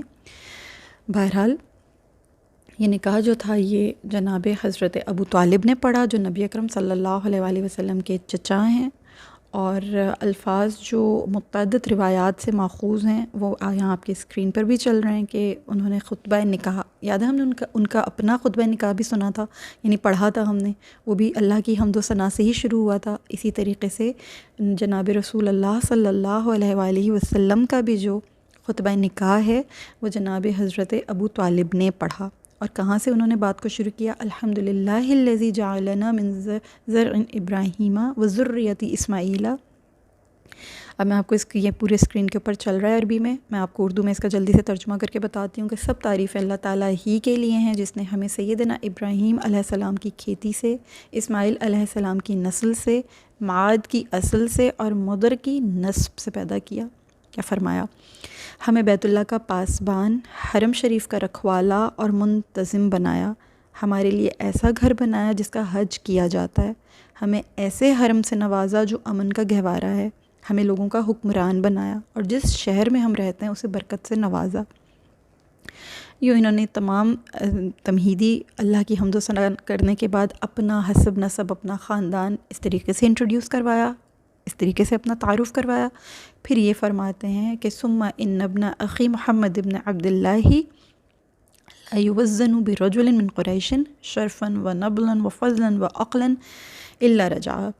امر واقع یہ ہے کہ میرے بھتیجے محمد بن عبداللہ صلی اللہ علیہ وسلم کے شرف و وقار، اعلیٰ ظرفی اور فضیلت و دانائی کا قریش کے کسی بھی آدمی سے موازنہ نہ کیا جائے، اگر موازنہ کیا جائے تو محمد صلی اللہ علیہ وسلم ہی کا پلڑا بھاری نکلے گا۔ سبحان اللہ، وہ یہ فرما رہے ہیں کہ ان تمام اوصاف میں کسی بھی آدمی سے موازنہ کیا جائے تو محمد صلی اللہ علیہ وسلم کا پلڑا ہی بھاری نکلے گا جس سے بھی مقابلہ کیا جائے۔ یہ اس سے بڑھ کر عظمت والے ثابت ہوں گے، یعنی جس سے بھی مقابلہ کیا جائے گا۔ اگر ان کے پاس مال کم ہے تو مال تو آنی جانی چیز ہے۔ وَإِنَّ كَانَ فِي الْمَالِ قَلٌّ فَإِنَّ الْمَالَ رِزْقٌ حَائِلٌ وَذِلٌّ زَائِلٌ۔ سبحان اللہ، کتنی خوبصورت بات فرمائی ہے، جو میں بھی تھوڑی دیر پہلے آپ سے کہہ رہی تھی کہ وہی بات ہے کہ مال تو آنی جانی چیز ہے، مال کے اوپر یا لڑکے کے ویل سیٹلڈ ہونے کے اوپر اس کا نکاح روک دینا یا اس کو قبول کرنے سے اعتراض کرنا، باقی تمام اخلاق کو چھوڑ کر، باقی تمام اچھائیوں کو پیش نظر نہ رکھتے ہوئے صرف یہ دیکھنا کہ لڑکا فائنینشلی اسٹیبل نہیں ہے، فائنینشلی اسٹیبلشڈ نہیں ہے، بہت غلط سوچ ہے، بہت غلط بات ہے۔ اللہ پہ توکل کیجئے، اتنی اس کو سمجھ بوجھ ہونی چاہیے، اتنا اس کے اندر اللہ کے اوپر توکل ہونا چاہیے، اور اتنا وہ کم سے کم اتنا ہارڈ ورک ہونا چاہیے، ہارڈ ورکنگ لڑکا ہونا چاہیے، اتنا آپ کو اطمینان ہونا چاہیے کہ وہ آپ کی بیٹی کو بھوکا نہیں مارے گا، باقی انشاءاللہ اللہ اس کے نصیب سے بہت کچھ دے گا، بہت کچھ نوازے گا۔ بالکل ہی فارغ نہ ہو، بالکل ہی اپنی ذمہ داریوں سے عاری نہ ہو، لیکن اگر بہت ہائی فائی ویل سیٹلڈ نہیں بھی ہے، ایک اپروپریٹ نارمل ارننگ کرنے والا لڑکا ہے، تو آپ بسم اللہ کر دیں، باقی تمام اچھائیوں کو دیکھ کے آپ بسم اللہ کر دیں، سٹینڈرڈس مت سیٹ کریں، فریم نہ کریں، وہ جو فریم کر لیا جاتا ہے وہ نقصان دہ چیز ہے۔ آگے کیا فرما رہے ہیں کہ اگر ان کے پاس مال کم ہے تو مال تو آنی جانی چیز ہے، ڈھلتی پھرتی چھاؤں ہے، عارضی متاع واپسی ہے۔ محمد صلی اللہ علیہ وسلم وہی ہیں جن کی قرابت داری سے تم سب بخوبی آگاہ ہو۔ وہ خدیجہ الکبریٰ سلام اللہ تعالیٰ علیہا سے شادی کی خواہش مند ہیں، اور خدیجہ بھی ان کی طرف رغبت رکھتی ہیں۔ جو حق مہر تم لوگوں نے طلب کیا ہے، وَصَدَّاقُوا مَا سَأَلْتُمُوهُ عَاجِلُهُ مِن مَّالِي، یہاں سے کیا پتہ چل رہا ہے کہ جو حق مہر ہے وہ نبی اکرم صلی اللہ علیہ وآلہ وسلم کے مال سے ادا نہیں ہوا، وہ کن کے مال سے ادا ہوا؟ من مالی، من مالی سے کیا مراد ہے؟ میرے مال میں سے، یعنی کہ جو حق مہر ادا کیا گیا ہے وہ کنہوں نے ادا کیا ہے؟ جناب حضرت ابو طالب علیہ السلام نے ادا کیا ہے، نبی اکرم صلی اللہ علیہ وآلہ وسلم اور خدیجہ الکبریٰ سلام اللہ تعالیٰ علیہا کے پہلے نکاح کا۔ اور تمام جتنی اولاد ہے رسول اللہ صلی اللہ علیہ وآلہ وسلم کی، آپ یہ بھی غور کیجئے کہ وہ کن سے آئی ہے؟ وہ سیدہ کے بطن سے آئی ہے، سوائے ایک جو شہزادے تشریف لائے تھے ماریہ قبطیہ کے بطن سے، جناب ابراہیم، سوائے ان کے تمام اولاد۔ اور یہ حق مہر کون ادا کر رہا ہے؟ یہ حق مہر جناب حضرت ابو طالب ادا کر رہے ہیں، اور فی الفور ادا کریں، یعنی وہ بالکل کہہ رہے ہیں کہ فی الفور ادا کیا جائے گا۔ اور پھر فرما رہے ہیں کہ وَلَهُ وَاللَّهِ خُطْبٌ عَظِيمٌ وَنَبَأٌ شَائِعٌ، اللہ کی قسم وہ محمد صلی اللہ علیہ وآلہ وسلم بہت شان کے حامل ہوں گے، اور ان کی خبر ہر سو پھیل جائے گی۔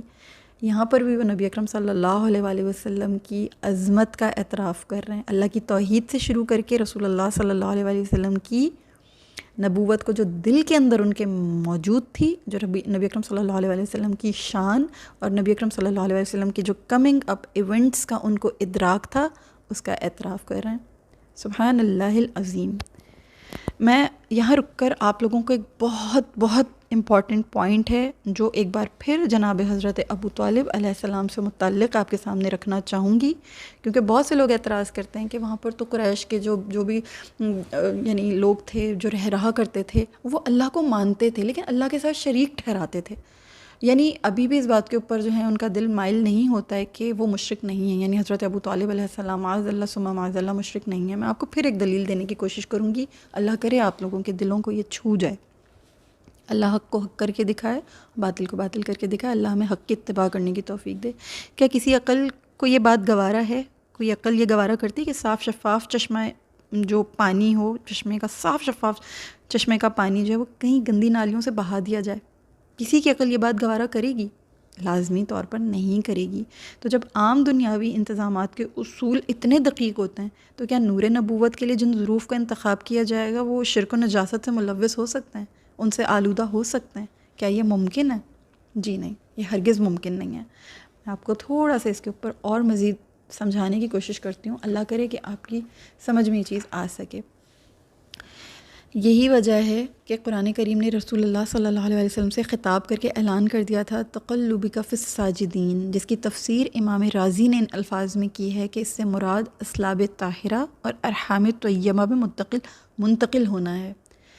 دیکھیں نبی اکرم صلی اللہ علیہ وآلہ وسلم کی نا یہ متفقہ علیہ حدیث ہے، لم یذلوا ینقلنی اللہ من اسلاب الطاہرین الی ارحام المطہرات حتی اخرجنی فی عالمکم ھذا لم یدنسنی بدنس الجاہلیہ۔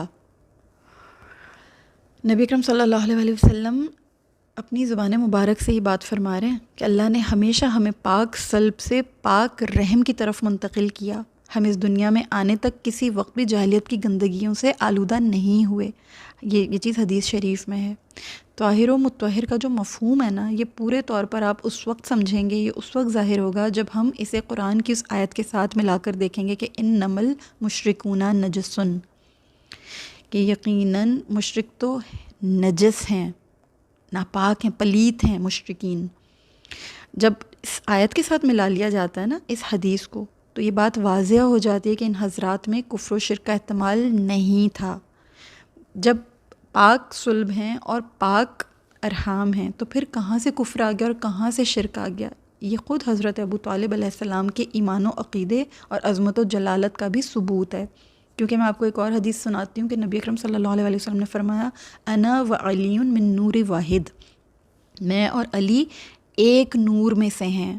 جناب فاطمہ، جو آپ جانتے ہیں کہ سیدہ فاطمہ بنت اسد سلام اللہ تعالیٰ علیہا، جو کہ زوجہ حضرت ابو طالب ہیں اور والدہ حضرت علی کرم اللہ وجہ الکریم ہیں، ان کے رحم میں ان کے ظاہر سی بات ہے ایمان کامل سیدنا علی کرم اللہ وجہ الکریم کا نور ان کے رحم مبارک میں تھا، ان کے مطہر رحم میں موجود تھا، جس کو رسالت میں آپ صلی اللہ علیہ وسلم نے اپنے نور کا شریک قرار دیا ہے.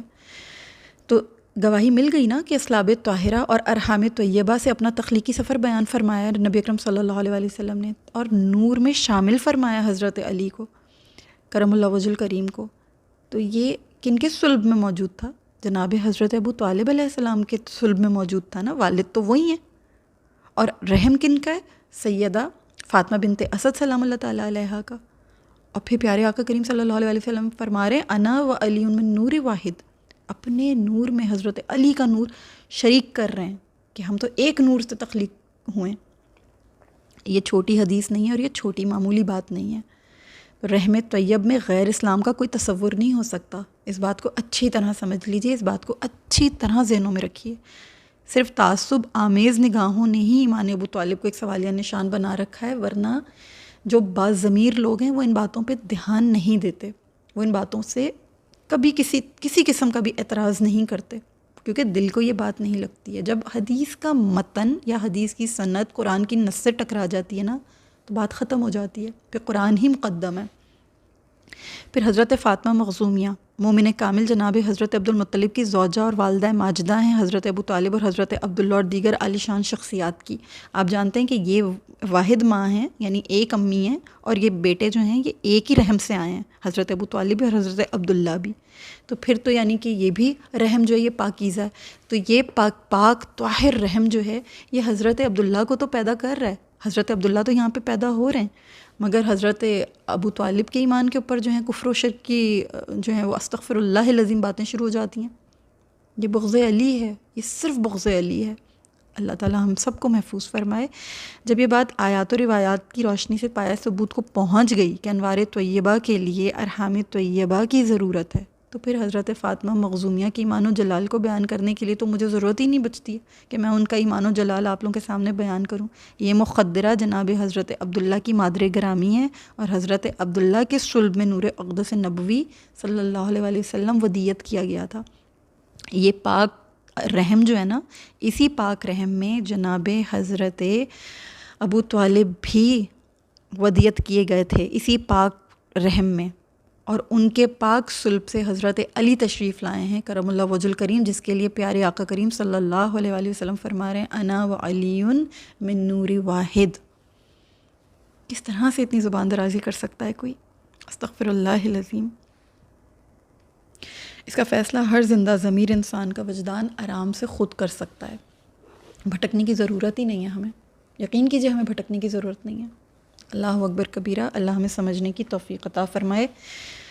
تو یہ جو نکاح کا خطبہ ہے یہ حضرت جناب حضرت ابو طالب علیہ السلام نے پڑھا، اور اپنے مال میں سے انہوں نے نبی اکرم صلی اللہ علیہ وسلم اور سیدہ خدیجۃ الکبریٰ سلام اللہ تعالیٰ علیہا کے جو مہر ہے، نکاح کا جو حق مہر ہے وہ بھی ادا کیا. اور وہ بیان کیا جاتا ہے کہ 12 اوقیہ سونا یا پھر 20 اونٹنیاں بتائی جاتی ہیں. 12.5 اوقیہ چاندی بھی بیان کیا جاتا ہے، اور بعض روایات میں 500 درہم مالیت بھی بتائی جاتی ہے۔ تو یہ تمام چیزوں کو اگر آپ مختلف روایات میں اگر آپ دیکھ بھی رہے ہیں تو بہت سارے جو سیرت نگار ہیں وہ یہ کہتے ہیں، یعنی بہت معروف سیرت نگار ہیں، وہ یہ کہتے ہیں کہ بھائی اگر آپ ان تمام چیزوں کا حساب لگا کر مہر کی مالیت کسی بھی صورت آپ اکٹھی کریں، کلیکٹ کریں، تو ہو سکتا ہے کہ وہ جوں کی توں ہو، یعنی وہ ایک دوسرے کے ایکویولنٹ ہی ہو۔ تو کہیں سے بھی آپ کو یہ روایات مل رہی ہیں، کسی بھی سیرت نگار کی کتاب سے آپ یہ پڑھ رہے ہیں تو مالیت جو ہے وہ ایکویولنٹ ہو سکتی ہے۔ کچھ نے کچھ بیان کیا، کچھ نے کچھ بیان کیا، جیسے 20 اونٹنیاں یا 20 اونٹ یا پھر 500 درہم بیان کیے گئے ہیں، جیسے 500 درہم بھی مالیت بیان کی گئی ہے۔ پھر اس کے علاوہ 12 اوقیہ سونا یا 12 اوقیہ چاندی بھی بیان کیا گیا۔ تو یہ دیگر اقوال، یعنی یہ تمام جتنے بھی مورخین ہیں ان کی کتابوں سے نقل کیے ہوئے اقوال ہیں، اور ان کی ایکویولنسی ہو سکتی ہے، اس میں کوئی شک یا شبے کی ضرورت نہیں ہے۔ پھر یہ کہ نبی اکرم صلی اللہ علیہ وسلم کا جو پہلا ولیمہ ہوا اس موقع پر اونٹ نہر کیے گئے تھے اور لوگوں کو ضیافت دی گئی تھی۔ اور یہ بھی بیان کیا جاتا ہے، یہ بھی روایات میں آتا ہے کہ سیدہ خدیجہ سلام اللہ تعالیٰ علیہا کی طرف سے دف کا انتظام بھی کیا گیا تھا، جسے چھوٹی بچیاں بجا رہی تھیں۔ سبحان اللہ العظیم، کتنا خوبصورت منظر ہوگا کہ بچیاں دف بجا رہی تھیں، خوشی کا اہتمام کیا گیا۔ یہاں یہ وضاحت ضروری ہے کہ شریعت نے شادی اور عید کے موقع پر دف بجانے کی اجازت دی ہے، لیکن اس کے لیے کچھ شرطیں ہیں جو ضروری ہیں۔ اس مقصد کے لیے دف کا ہی استعمال کیا جائے، ایک تو یہ چیز ٹھیک ہے کہ وہ دف ہی ہونی چاہیے، یعنی ایک طرف سے دف بند ہوتی ہے اور دوسری طرف سے جو ہوتی ہے وہ بند نہیں ہوتی ہے۔ جو دونوں طرف سے بند ہوتی ہے نا وہ ڈھول ہوتا ہے، وہ آلات موسیقی ہیں، تو اس کی تو ایک الگ بحث ہے، اس میں تو میں جانا ہی نہیں چاہتی۔ پھر یہ کہ دف کے ساتھ کوئی حرام چیز شامل نہیں ہونی چاہیے، مثلاً ایسے گانے نہ ہوں جو فحش یا جنسی جذبات کو پرووک کرنے کا ذریعہ بن جائیں یا ان کو بھڑکانے کا ذریعہ بن جائیں، اس طرح کی کوئی چیز نہیں ہونی چاہیے۔ کوئی فتنہ نہیں ہونا چاہیے، یعنی خوبصورت آوازیں سن کر مردوں کے فتنے میں مبتلا ہو جانے کا کوئی خدشہ وغیرہ نہ ہو، اس طرح کی کچھ شرائط ہیں۔ یا پھر یہ کہ کسی کو تکلیف نہ پہنچے، اور دف بجانے کی اجازت جو ہے وہ صرف نابالغ بچیوں کے لیے ہوتی ہے، یوزولی وہ مردوں کے لیے نہیں ہوتی ہے، وغیرہ وغیرہ۔ یہ کچھ شرائط ہیں، ان کے ساتھ جو ہے بہرحال دف جو ہے وہ ہماری شریعت میں جائز ہے، بجائی جا سکتی ہے۔ اور نبی اکرم صلی اللہ علیہ وسلم کی جو خوبصورت جو ان کے جو نکاح کا جو موقع تھا، جو نکاح کی جو پوری یہ جو ایک سرمنی تھی یہ طے پائی، اور محمد صلی اللہ علیہ وسلم، رسول اللہ صلی اللہ علیہ وسلم، ہمارے آقا کریم، یوں رسول اللہ صلی اللہ علیہ وسلم کی جو زوجیت ہے اس میں جناب سیدہ خدیجۃ الکبریٰ سلام اللہ تعالیٰ علیہا باقاعدہ طور پر شامل ہو گئیں، اور عظمت کی معراج پر ہیں۔ یہ چیزیں ہم پیچھے بھی پڑھ چکے ہیں کہ کس قدر عظیم الشان ہیں۔ اب حضرت خدیجہ سلام اللہ تعالیٰ علیہا کے گھر تشریف آوری ہوئی رسول اللہ صلی اللہ علیہ وسلم کی، اور مکمل طور پر جو سکونت ہے وہ آپ صلی اللہ علیہ وسلم نے سیدہ خدیجہ سلام اللہ تعالیٰ علیہا ہی کے گھر میں اختیار فرمائی۔ یہیں پر ہی آپ نے جو ہے یہ سکونت اختیار فرما لی، اور سیدہ خدیجہ ہی کے گھر کا تعارف یعنی یوں کروایا جاتا ہے کہ نبی کریم صلی اللہ علیہ وسلم کی اہلیہ خدیجہ بنت خویلد رضی اللہ تعالیٰ عنہ کا گھر وہی گھر تھا جس میں نبی اکرم صلی اللہ علیہ وسلم اور سیدہ خدیجہ سلام اللہ تعالیٰ علیہا رہا کرتے تھے، ٹھیک ہے۔ اسی گھر میں آپ صلی اللہ علیہ وسلم نے ان سے شادی فرمائی ہے، اور وہیں ان کی تمام اولاد پیدا ہوئی ہے۔ پھر اسی گھر میں خدیجہ سلام اللہ تعالیٰ علیہا نے تمام اپنی حیات طیبہ گزارنے کے بعد اور جان نثاری کے واقعات اور بہت ساری چیزیں، بہت سارے معاملات کے بعد اسی گھر میں حضرت خدیجہ سلام اللہ تعالیٰ علیہا نے وفات بھی پائی ہے۔ نبی اکرم صلی اللہ علیہ وسلم ہجرت مدینہ تک یہیں قیام فرما رہے ہیں، اسی گھر میں، ٹھیک ہے۔ تو اور امام ازرقی نے لکھا ہے کہ جس گھر میں سیدہ خدیجہ سلام اللہ تعالیٰ علیہا سے نکاح ہوا تھا آپ صلی اللہ علیہ وسلم کا، اور وہیں پر آپ مقیم رہے تھے، آپ صلی اللہ علیہ وسلم جب وہاں سے ہجرت مدینہ کر گئے تو پھر نبی اکرم صلی اللہ علیہ وسلم کا یہ جو گھر تھا یہ ان کے ایک ہمسائے تھے، ان کے حصے میں آ گیا تھا، ٹھیک ہے۔ معصب بن ابی لہب سم تھنگ ان کا کچھ نام آتا ہے، ان کے قبضے میں آ گیا تھا یہ گھر جو نبی اکرم صلی اللہ علیہ وسلم کے ہمسائے تھے، ٹھیک ہو گیا۔ تو یہ رسول اکرم صلی اللہ علیہ وآلہ وسلم کا جو نکاح ہے وہ جناب حضرت خدیجہ سلام اللہ تعالیٰ علیہا کے ساتھ اس طرح سے منعقد ہوا، اور اس نکاح کی بنیاد خود خدیجہ الکبریٰ سلام اللہ تعالیٰ علیہا کی ذاتی رغبت تھی۔ آپ صلی اللہ علیہ وسلم کے حسن سیرت، اخلاق، اعلیٰ اوصاف سے متاثر ہوئی تھیں، انہوں نے نکاح کی جستجو خود کی تھی، اور سیدہ خدیجہ سلام اللہ تعالیٰ علیہا نے بنفس نفیس مختلف ذرائع سے یہ پیام جو تھا یہ بھیجا تھا، اور مختلف ذرائع میں خصوصی طور پر ان کی سہیلی کا ہی ذکر ملتا ہے، ٹھیک ہے۔ تو اللہ تعالی ہم سب کو یہ چیز سمجھنے کی توفیق عطا فرمائے کہ نبی اکرم صلی اللہ علیہ وسلم نے یہ جو نکاح فرمایا، اس میں آپ صلی اللہ علیہ وسلم کو مال سے کوئی رغبت نہیں تھی، آپ کو کسی قسم کا، کیونکہ آپ کے اندر اتنا زہد ہے، اتنی آپ صلی اللہ علیہ وسلم کی طبیعت میں عاجزی تھی، اور مال سے بالکل آپ کو کسی قسم کی کوئی رغبت نہیں ہے۔ اب یہاں میں آپ لوگوں کے ساتھ وہ ذکر ضرور کرنا چاہوں گی کہ جناب خدیجۃ الکبریٰ سلام اللہ تعالیٰ علیہا رسول اللہ صلی اللہ علیہ وسلم کے ساتھ جو مالی تعاون فرمایا کرتی تھیں، اس کے علاوہ جو گھریلو زندگی تھی اس میں بھی کس طریقے سے آپ کے ساتھ تعاون فرمایا کرتی تھیں، اور کتنا آپ صلی اللہ علیہ وسلم کے ساتھ انہوں نے معاونت کا معاملہ کیا، وہ آپ کے سامنے رکھتی ہوں کہ سیدنا علی کرم اللہ وجہ الکریم رسول اللہ صلی اللہ علیہ وسلم اور خدیجۃ الکبریٰ سلام اللہ تعالیٰ علیہا کے سایہ عاطفت میں تشریف لائے۔ کس طرح لے کر آئے تشریف؟ اس طرح لائے کہ سیدنا علی کرم اللہ وجہ الکریم تاریخ اسلام کی جلیل القدر شخصیت ہیں، اور امت مسلمہ کے چوتھے خلیفہ راشد تھے، یہ تو ہم اچھی طریقے سے جانتے ہیں۔ ان کی جو تعلیمی یا علمی وسعتیں ہیں وہ بے پایہ ہیں، اور ہم یہ بھی جانتے ہیں کہ جو للہیت ہے، صداقت، شجاعت، جرت، بصالت، تقوی، پرہیزگاری، اوصاف جمیلہ، ان سے آپ مالا مال ہیں، ٹھیک ہے۔ انہی اوصاف کی بدولت انہوں نے تاریخ اسلام میں اپنے لیے بہت اونچی جگہ بنائی ہے۔ انہیں یہ عظمت و فضیلت کس طریقے سے عطا ہوئی، کس طریقے سے ملی؟ کچھ تو اللہ رب العالمین کی کرم نوازی، آپ کی جو جینیٹک ٹریٹس ہیں، آپ کے آبا، کیونکہ رسول اللہ صلی اللہ علیہ وسلم کا پورا خاندان بنفس نفیس حضرت علی کرم اللہ وجہ الکریم کا خاندان مبارک ہے۔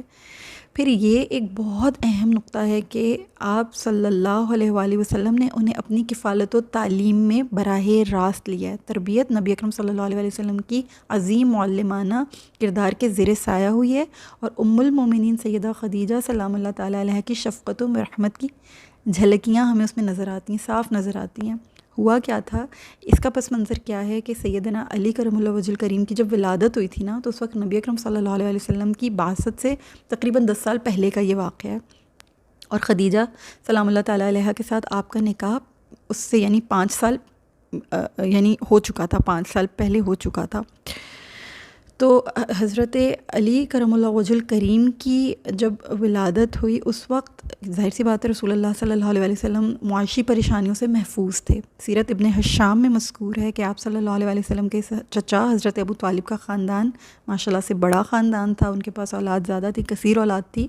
تو مکہ میں قریش کے اوپر نا کچھ قحط آیا تھا اس ٹائم پر، اور قریش جو تھے وہ قحط کا شکار ہو گئے تھے۔ صورتحال میں آپ صلی اللہ علیہ وسلم جناب حضرت علی کرم اللہ وجہ الکریم کو اپنی اس میں لے آئے تھے، اپنی کفالت میں اپنے چچا سے مانگ کر لے آئے تھے، اور یوں جناب حضرت علی کرم اللہ وجہ الکریم رسول اللہ صلی اللہ علیہ وسلم کی کفالت میں تشریف لے آئے تھے۔ پھر حضرت علی کرم اللہ وجہ الکریم آپ صلی اللہ علیہ وسلم کی کفالت میں رہے، یہاں تک کہ اللہ تعالیٰ نے آپ صلی اللہ علیہ وسلم کو نبوت سے سرفراز فرما دیا، ٹھیک ہے۔ اور اس طریقے سے حضرت علی کرم اللہ وجہ الکریم کے اوپر جناب حضرت خدیجہ سلام اللہ تعالیٰ علیہ کی شفقت و مہربانی کا بھی باقاعدہ اثر رہا، یعنی جو تربیت تھی نا پیچھے نبی اکرم صلی اللہ علیہ وسلم کی تو تھی ہی تھی، سیدہ خدیجہ الکبریٰ سلام اللہ تعالیٰ علیہ نے بھی ایک ماں کی حیثیت سے ایک بہت عظیم سائے کی، یعنی سائے کی طرح ان کے اوپر جو ہے اپنا ہاتھ رکھا، اور اپنی محبت اور شفقت کی آغوش میں انہیں پالا۔ پھر سیدہ کا ایک اور کارنامہ یہ ہے کہ حضرت سیدہ خدیجہ الکبریٰ سلام اللہ تعالیٰ علیہ رسول اللہ صلی اللہ علیہ وسلم کے قرابت داروں سے بہت حسن سلوک سے پیش آیا کرتی تھیں۔ نبی اکرم صلی اللہ علیہ وسلم کے ساتھ ساتھ حضرت خدیجہ سلام اللہ تعالیٰ علیہ نے بھی جناب علی کی کفالت و سرپرستی میں بھرپور حصہ لیا، اس میں کوئی کسر باقی نہیں رکھی۔ اور یہ کہ جو بعثت سے پہلے نبی اکرم صلی اللہ علیہ وسلم کی جو رضائی والدہ تھیں حلیمہ سعدیہ رضی اللہ تعالیٰ عنہا، وہ ایک مرتبہ نبی اکرم صلی اللہ علیہ وسلم سے ملنے آئیں، انہوں نے اپنی تنگ دستی کا ذکر کیا، تو حضرت خدیجہ سلام اللہ تعالیٰ علیہ نے ان کی دل کھول کے مدد فرمائی، انہیں 40 بکریاں اور ایک اونٹ مرحمت فرمایا، اور نہایت احترام سے رخصت کیا، ان کا خیال رکھا، ان کو کھانا کھلایا، ان کی خدمت کی، ان کے ساتھ بیٹھ کے بات کی، ان کو بھرپور جیسے ایک مہمان کو انسان اکرام دیتا ہے، نہایت احترام سے انہیں رخصت کیا۔ امام سہیلی رحمۃ اللہ تعالیٰ علیہ نے ایک اونٹ کے بجائے کئی اونٹوں کے عطیے کا ذکر کیا ہے، اور لکھا ہے کہ سیدہ خدیجہ سلام اللہ تعالیٰ علیہ نے محترمہ حلیمہ سعدیہ رضی اللہ تعالیٰ عنہا کو 20 بکریاں اور متعدد اونٹ مرمت فرمائے تھے۔ سبحان اللہ العظیم۔ اس کے علاوہ ہمیں یعنی ان کی جنراسٹی کا اندازہ ہو رہا ہے یہاں سے کہ کتنی جنرس تھیں. اور وہ رسول اللہ صلی اللہ علیہ وسلم کے ساتھ جو جڑے ہوئے رشتے ہیں، جو آپ صلی اللہ علیہ وسلم کی طرف جو قرابت داری ہے، ان سب کا کتنا احترام کر رہی ہیں. یہاں پر بھی ہمیں رک کر سمجھنا چاہیے کہ ہمیں اپنے سسرال والوں کے ساتھ یا اپنے ہسبینڈ کے جتنی بھی ان کے ایکسٹینڈڈ رشتہ دار ہیں، یا جتنے بھی ان کے یعنی اکرام کے ساتھ اور محبت کے ساتھ جتنے بھی تعلق میں آنے والے لوگ ہیں، ان کے دوست ہیں، دوستوں کے والدین ہیں وغیرہ، مطلب جن سے ہمارے ہسبینڈس اٹیچڈ ہیں، ہمیں کتنی محبت اور اکرام سے ان کے ساتھ پیش آنا چاہیے، کتنی محبت کرنی چاہیے، کتنا ان کا احترام کرنا چاہیے، ان کی کتنی یعنی کہ ویلیو ہونی چاہیے ہماری نگاہ میں. کتنے خوبصورت سٹینڈرڈس ہیں جو ہمیں دے رہی ہیں جناب سیدہ خدیجۃ الکبریٰ سلام اللہ تعالیٰ علیہا. کتنے پیارے سٹینڈرڈس انہوں نے ہمارے لیے سیٹ کیے ہیں. رول ماڈل ہیں ہماری.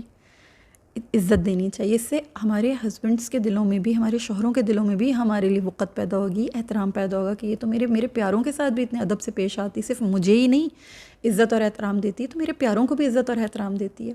تو وہ ان اعتباروں سے، یعنی ان تمام چیزوں کو بھی مد نظر رکھتے ہوئے کتنی خوبصورت شخصیت ہیں. سبحان اللہ العظیم. پھر نبی اکرم صلی اللہ علیہ وسلم کی خدمت عالی شان میں جناب سیدہ خدیجۃ الکبریٰ سلام اللہ تعالیٰ علیہا نے ایک بہت خاص تحفہ پیش کیا، جو کہ ہدیہ تھا. ایک طرح سے ایک غلام بطور ہدیہ پیش کیا. اس غلام کو تاریخ نے یعنی تاریخ اسلام نے زید بن حارثہ رضی اللہ تعالیٰ عنہ کے نام سے یاد رکھا ہے. یہ بہت عظیم الشان تحفہ تھا سیدہ خدیجہ سلام اللہ تعالیٰ علیہا کو، جو انہوں نے نبی اکرم صلی اللہ علیہ وسلم سے نکاح کے بعد انہیں عطا کیا تھا بطور تحفہ. ہوا کیا تھا کہ سیدنا زید بن حارث رضی اللہ تعالیٰ عنہ نہایت سمجھدار، وفاشوار، مخلص اور مؤدب خدمت گزار تھے. وہ نبی اکرم صلی اللہ علیہ وسلم کی خدمت میں آئے تو آپ صلی اللہ علیہ وسلم ہی کے ہو کر رہ گئے. انہیں آپ صلی اللہ علیہ وسلم سے اتنی محبت تھی کہ وہ آپ صلی اللہ علیہ وسلم کے سائے عاطفت کے مقابلے میں اپنے عزیز ترین خونی رشتوں کے لیے کو بھی مطلب بالکل ان کو بھی ناقابل ترجیح سمجھتے تھے. بالکل بھی ان کی طرف جو ہے وہ رجحان نہیں تھا ان کا. ایسا وہ رسول اللہ صلی اللہ علیہ وسلم کی سایہ عاطفت میں تشریف لائے. ہوا کیا تھا، تھوڑا سا زید بن حارث رضی اللہ تعالیٰ عنہ کے بارے میں بھی ہم تھوڑا سا سمجھ لیتے ہیں کہ ان کے ساتھ کیا معاملہ ہوا تھا. یہ جو زید بن حارثہ رضی اللہ تعالیٰ عنہ ہیں، ان کی جو والدہ تھیں وہ سودا، ان کا نام سودا تھا. قحطانی قبیلے بنو تئی کے ایک ذیلی قبیلے بنو معان سے ان کا تعلق تھا، یعنی بیسیکلی قحطانی قبیلے سے تھیں. وہ اپنے بیٹے زید کے ساتھ اپنے قبیلے کے لوگوں سے ملنے گئیں. اس وقت بنو قین بن جسر کے گھوڑ سوار کسی علاقے پر حملہ کرنے جا رہے تھے. وہ بنو معین کی بستی سے گزرے، یہاں انہوں نے زید کو اغوا کر لیا. حضرت زید اغوا ہو گئے. عنفوان شباب میں تھے، چھوٹی عمر تھی، مطلب بہت بڑے نہیں تھے، چھوٹی عمر تھے. تو ان کو اغوا کر لیا گیا اور گھر کے کام کاج کرنے کی یعنی وہ عمر کو پہنچ گئے ہوئے تھے، تو ان کو اغوا کر کے فروخت کر دیا گیا اوکاس کے بازار میں. میں نے آپ کو بتایا تھا اوکاس کی ایک بہت بڑی منڈی لگا کرتی تھی. وہاں انہیں سیدہ خدیجہ سلام اللہ تعالیٰ علیہا کے بھتیجے حکیم بن حزام بن خویلد رضی اللہ تعالیٰ عنہ نے 400 درہم میں خرید لیا اور انہیں اپنی پھوپھی سیدہ خدیجہ سلام اللہ تعالیٰ علیہا کی خدمت میں پیش کر دیا. یوں یہ جو حضرت زید بن حارث ہیں، جن کا قرآن میں بھی نام آیا، اتنی اونچی شان کے، اتنے جلیل القدر صحابی ہیں کہ قرآن نے ان کا باقاعدہ نام لے کے ان کا ذکر کیا ہے. جہاں وہ آیات آئیں گی انشاءاللہ میں آپ لوگوں کے سامنے رکھوں گی. تو رسول اللہ صلی اللہ علیہ وسلم کی خدمت عالی شان میں جناب سیدہ خدیجہ سلام اللہ تعالیٰ علیہا نے سیدنا زید رضی اللہ تعالیٰ عنہ کو بطور ہبہ کر دیا کہ آپ انہیں میری طرف سے قبول فرما لیں رسول اللہ صلی اللہ علیہ وسلم. تو یوں حضرت زید بن حارث جو ہیں یہ کہاں سے چلے ہیں، اغوا ہوئے ہیں.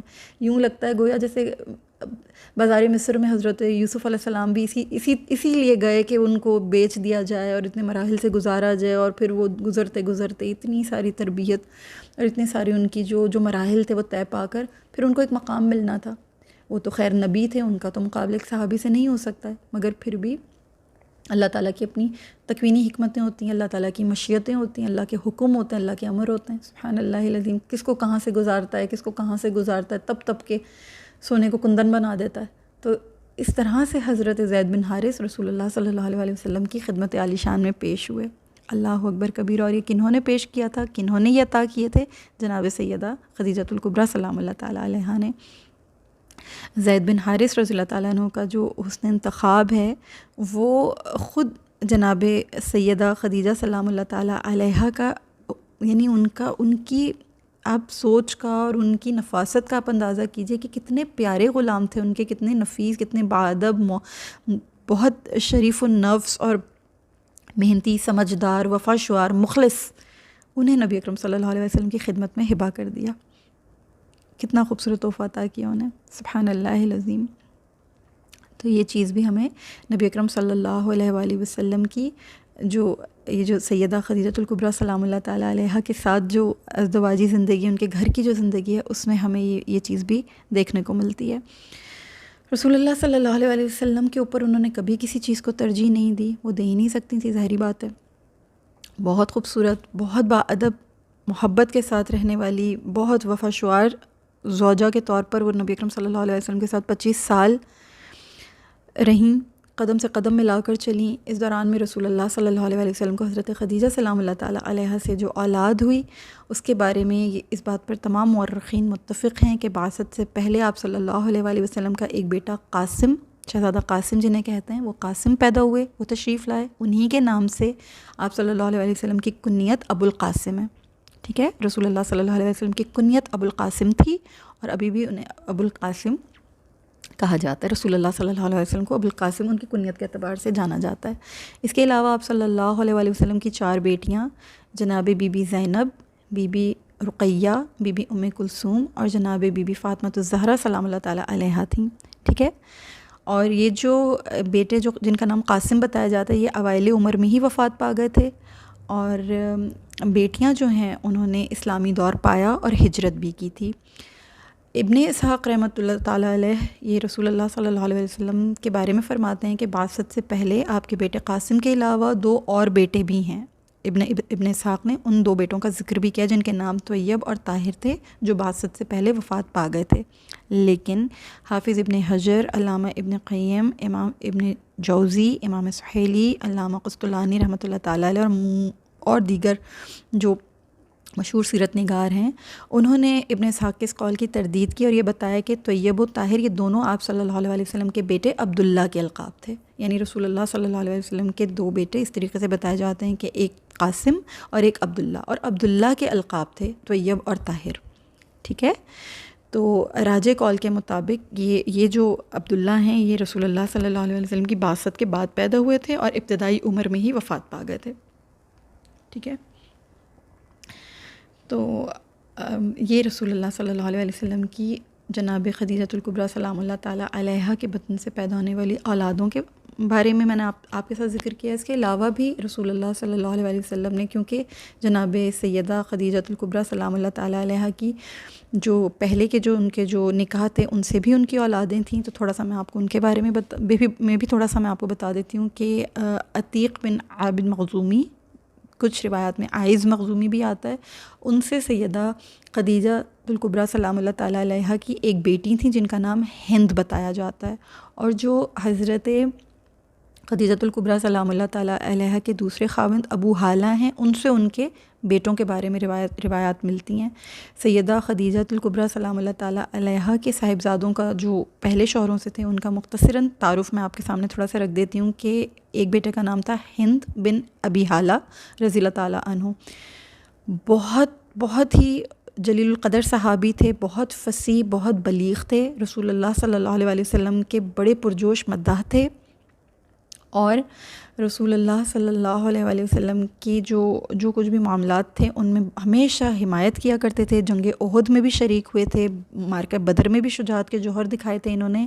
یہاں تک کہ 36 ہجری میں جب واقعہ جمل ہوا تھا، سیدنا علی المرتضیٰ کرم اللہ وجہ الکریم کے ساتھ یہ لڑتے ہوئے شہید ہوئے تھے. یہ سیدنا علی کرم اللہ وجہ الکریم کی جماعت میں موجود تھے اور لڑتے لڑتے شہید ہوئے تھے جنگ جمل میں.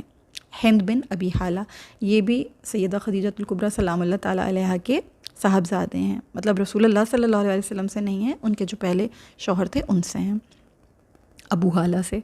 اس کے علاوہ ان کے ایک اور بیٹے ہیں جن کا نام حالہ بن ابی حالہ ہے. نبی اکرم صلی اللہ علیہ وسلم ان سے بھی بہت محبت فرمایا کرتے تھے اور یہ بہت چاہا کرتے تھے رسول اللہ صلی اللہ علیہ وسلم کو، اور بہت لاڈ سے رسول اللہ صلی اللہ علیہ وسلم یعنی اپنی محبتیں نچھاور کیا کرتے تھے، اپنی شفقتیں نچھاور کیا کرتے تھے۔ پھر ایک اور بیٹے ہیں جن کا نام ہے حارث بن ابی حالہ رضی اللہ تعالیٰ عنہ، وہ اپنے اسلام کا کھلم کھلا اظہار کیا کرتے تھے۔ دعوت اسلام کے ابتدائی دنوں میں رکن یمانی کے قریب پرجوش طریقے سے، بہت جوش و خروش کے ساتھ اسلام کی دعوت دے رہے تھے کہ کفار و مشرکین نے حملہ کر کے انہیں شہید کر دیا تھا۔ یہ بھی کہا گیا ہے کہ نبی اکرم صلی اللہ علیہ وسلم کا دفاع کرتے ہوئے شہید ہوئے تھے۔ وہ اسلام کے لیے جان دینے والے اولین جو مسلمان تھے ان میں ان کا شمار ہوتا ہے۔ پھر ایک بیٹے تھے طاہر بن ابی حالہ، یہ بھی اسلام کے شدائی تھے۔ رسول اللہ صلی اللہ علیہ وسلم نے انہیں بعض دیگر ساتھیوں سمیت یمن کے کچھ حصے کی زکوٰۃ و خیرات وغیرہ جو جمع کرتے تھے ان کی وصولی کے لیے عامل بنا کر روانہ فرمایا تھا۔ تو یوں ہمیں رسول اللہ صلی اللہ علیہ وسلم کی شفقت و محبت جناب خدیجۃ الکبریٰ سلام اللہ تعالیٰ علیہا کی جو پچھلے جو ان کے جو نکاح تھے، ان کے جو پچھلے شوہر تھے، ان کی اولادوں کی طرف بھی ہمیں نظر آتی ہے۔ تو یہ بھی کتنا پیارا ایک سٹینڈرڈ سیٹ کی ہے، اتنی پیاری ایک ایگزامپل سیٹ کی ہے، ویلیوز دی ہیں کہ اگر کسی کی اولاد کے سر پر ہاتھ رکھو تو کتنی شفقت کے ساتھ ہاتھ رکھو، اس کو سوتیلا ہونے کا احساس نہ دلاؤ یا اسے دوسرا ہونے کا، پرایا ہونے کا احساس نہ دلاؤ۔ جب کسی کو قبول کرو تو پھر اس کی ہر چیز کو قبول کرو۔ یعنی ان مردوں کے لیے بھی اس میں تعلیم ہے، ان عورتوں کے لیے بھی اس میں تعلیم ہے جو کسی کی زندگی میں اس وقت شامل ہوتے ہیں جب کہ ان کے پاس پہلے سے اولاد موجود ہوتی ہے۔ تو جب آپ کسی کے سر پر بحیثیت دوسری ماں یا دوسرا باپ بن کر اگر آپ کسی کے سر پر ہاتھ رکھیں تو پھر شفقت، محبت، دلجوئی، ایثار، یعنی ہر طرح سے پھر اس بچے کا خیال کریں، اس کا احساس کریں۔ یہ تعلیمات ہمیں دی ہیں نبی اکرم صلی اللہ علیہ وآلہ وسلم نے اپنی سیرت مبارکہ سے، اپنے اعلیٰ اخلاق سے، اپنے اعلیٰ کردار سے۔ سبحان اللہ العظیم، سیکھنے کے لیے بہت کچھ ہے، لیکن یہاں میں اپنی بات کو ختم کرتی ہوں۔ اللہ تعالیٰ سے دعا ہے کہ جتنا بھی ہم نے پڑھا ہے، سیکھا ہے، سمجھا ہے، اللہ رب العالمین اسے اپنی بارگاہ عالی شان میں قبول فرمائے۔ میری کوئی شارٹ کمنگ ہو اللہ تعالیٰ سے درگزر فرمائے، اور ہمیں ان عظیم الشان ہستیوں کے نقش قدم پر چلنے کی اور حق کے ساتھ اپنی زندگیوں میں ان کو لاگو کرنے کی توفیق عطا فرمائے۔ آمین یا رب العالمین۔ السلام علیکم ورحمۃ اللہ وبرکاتہ۔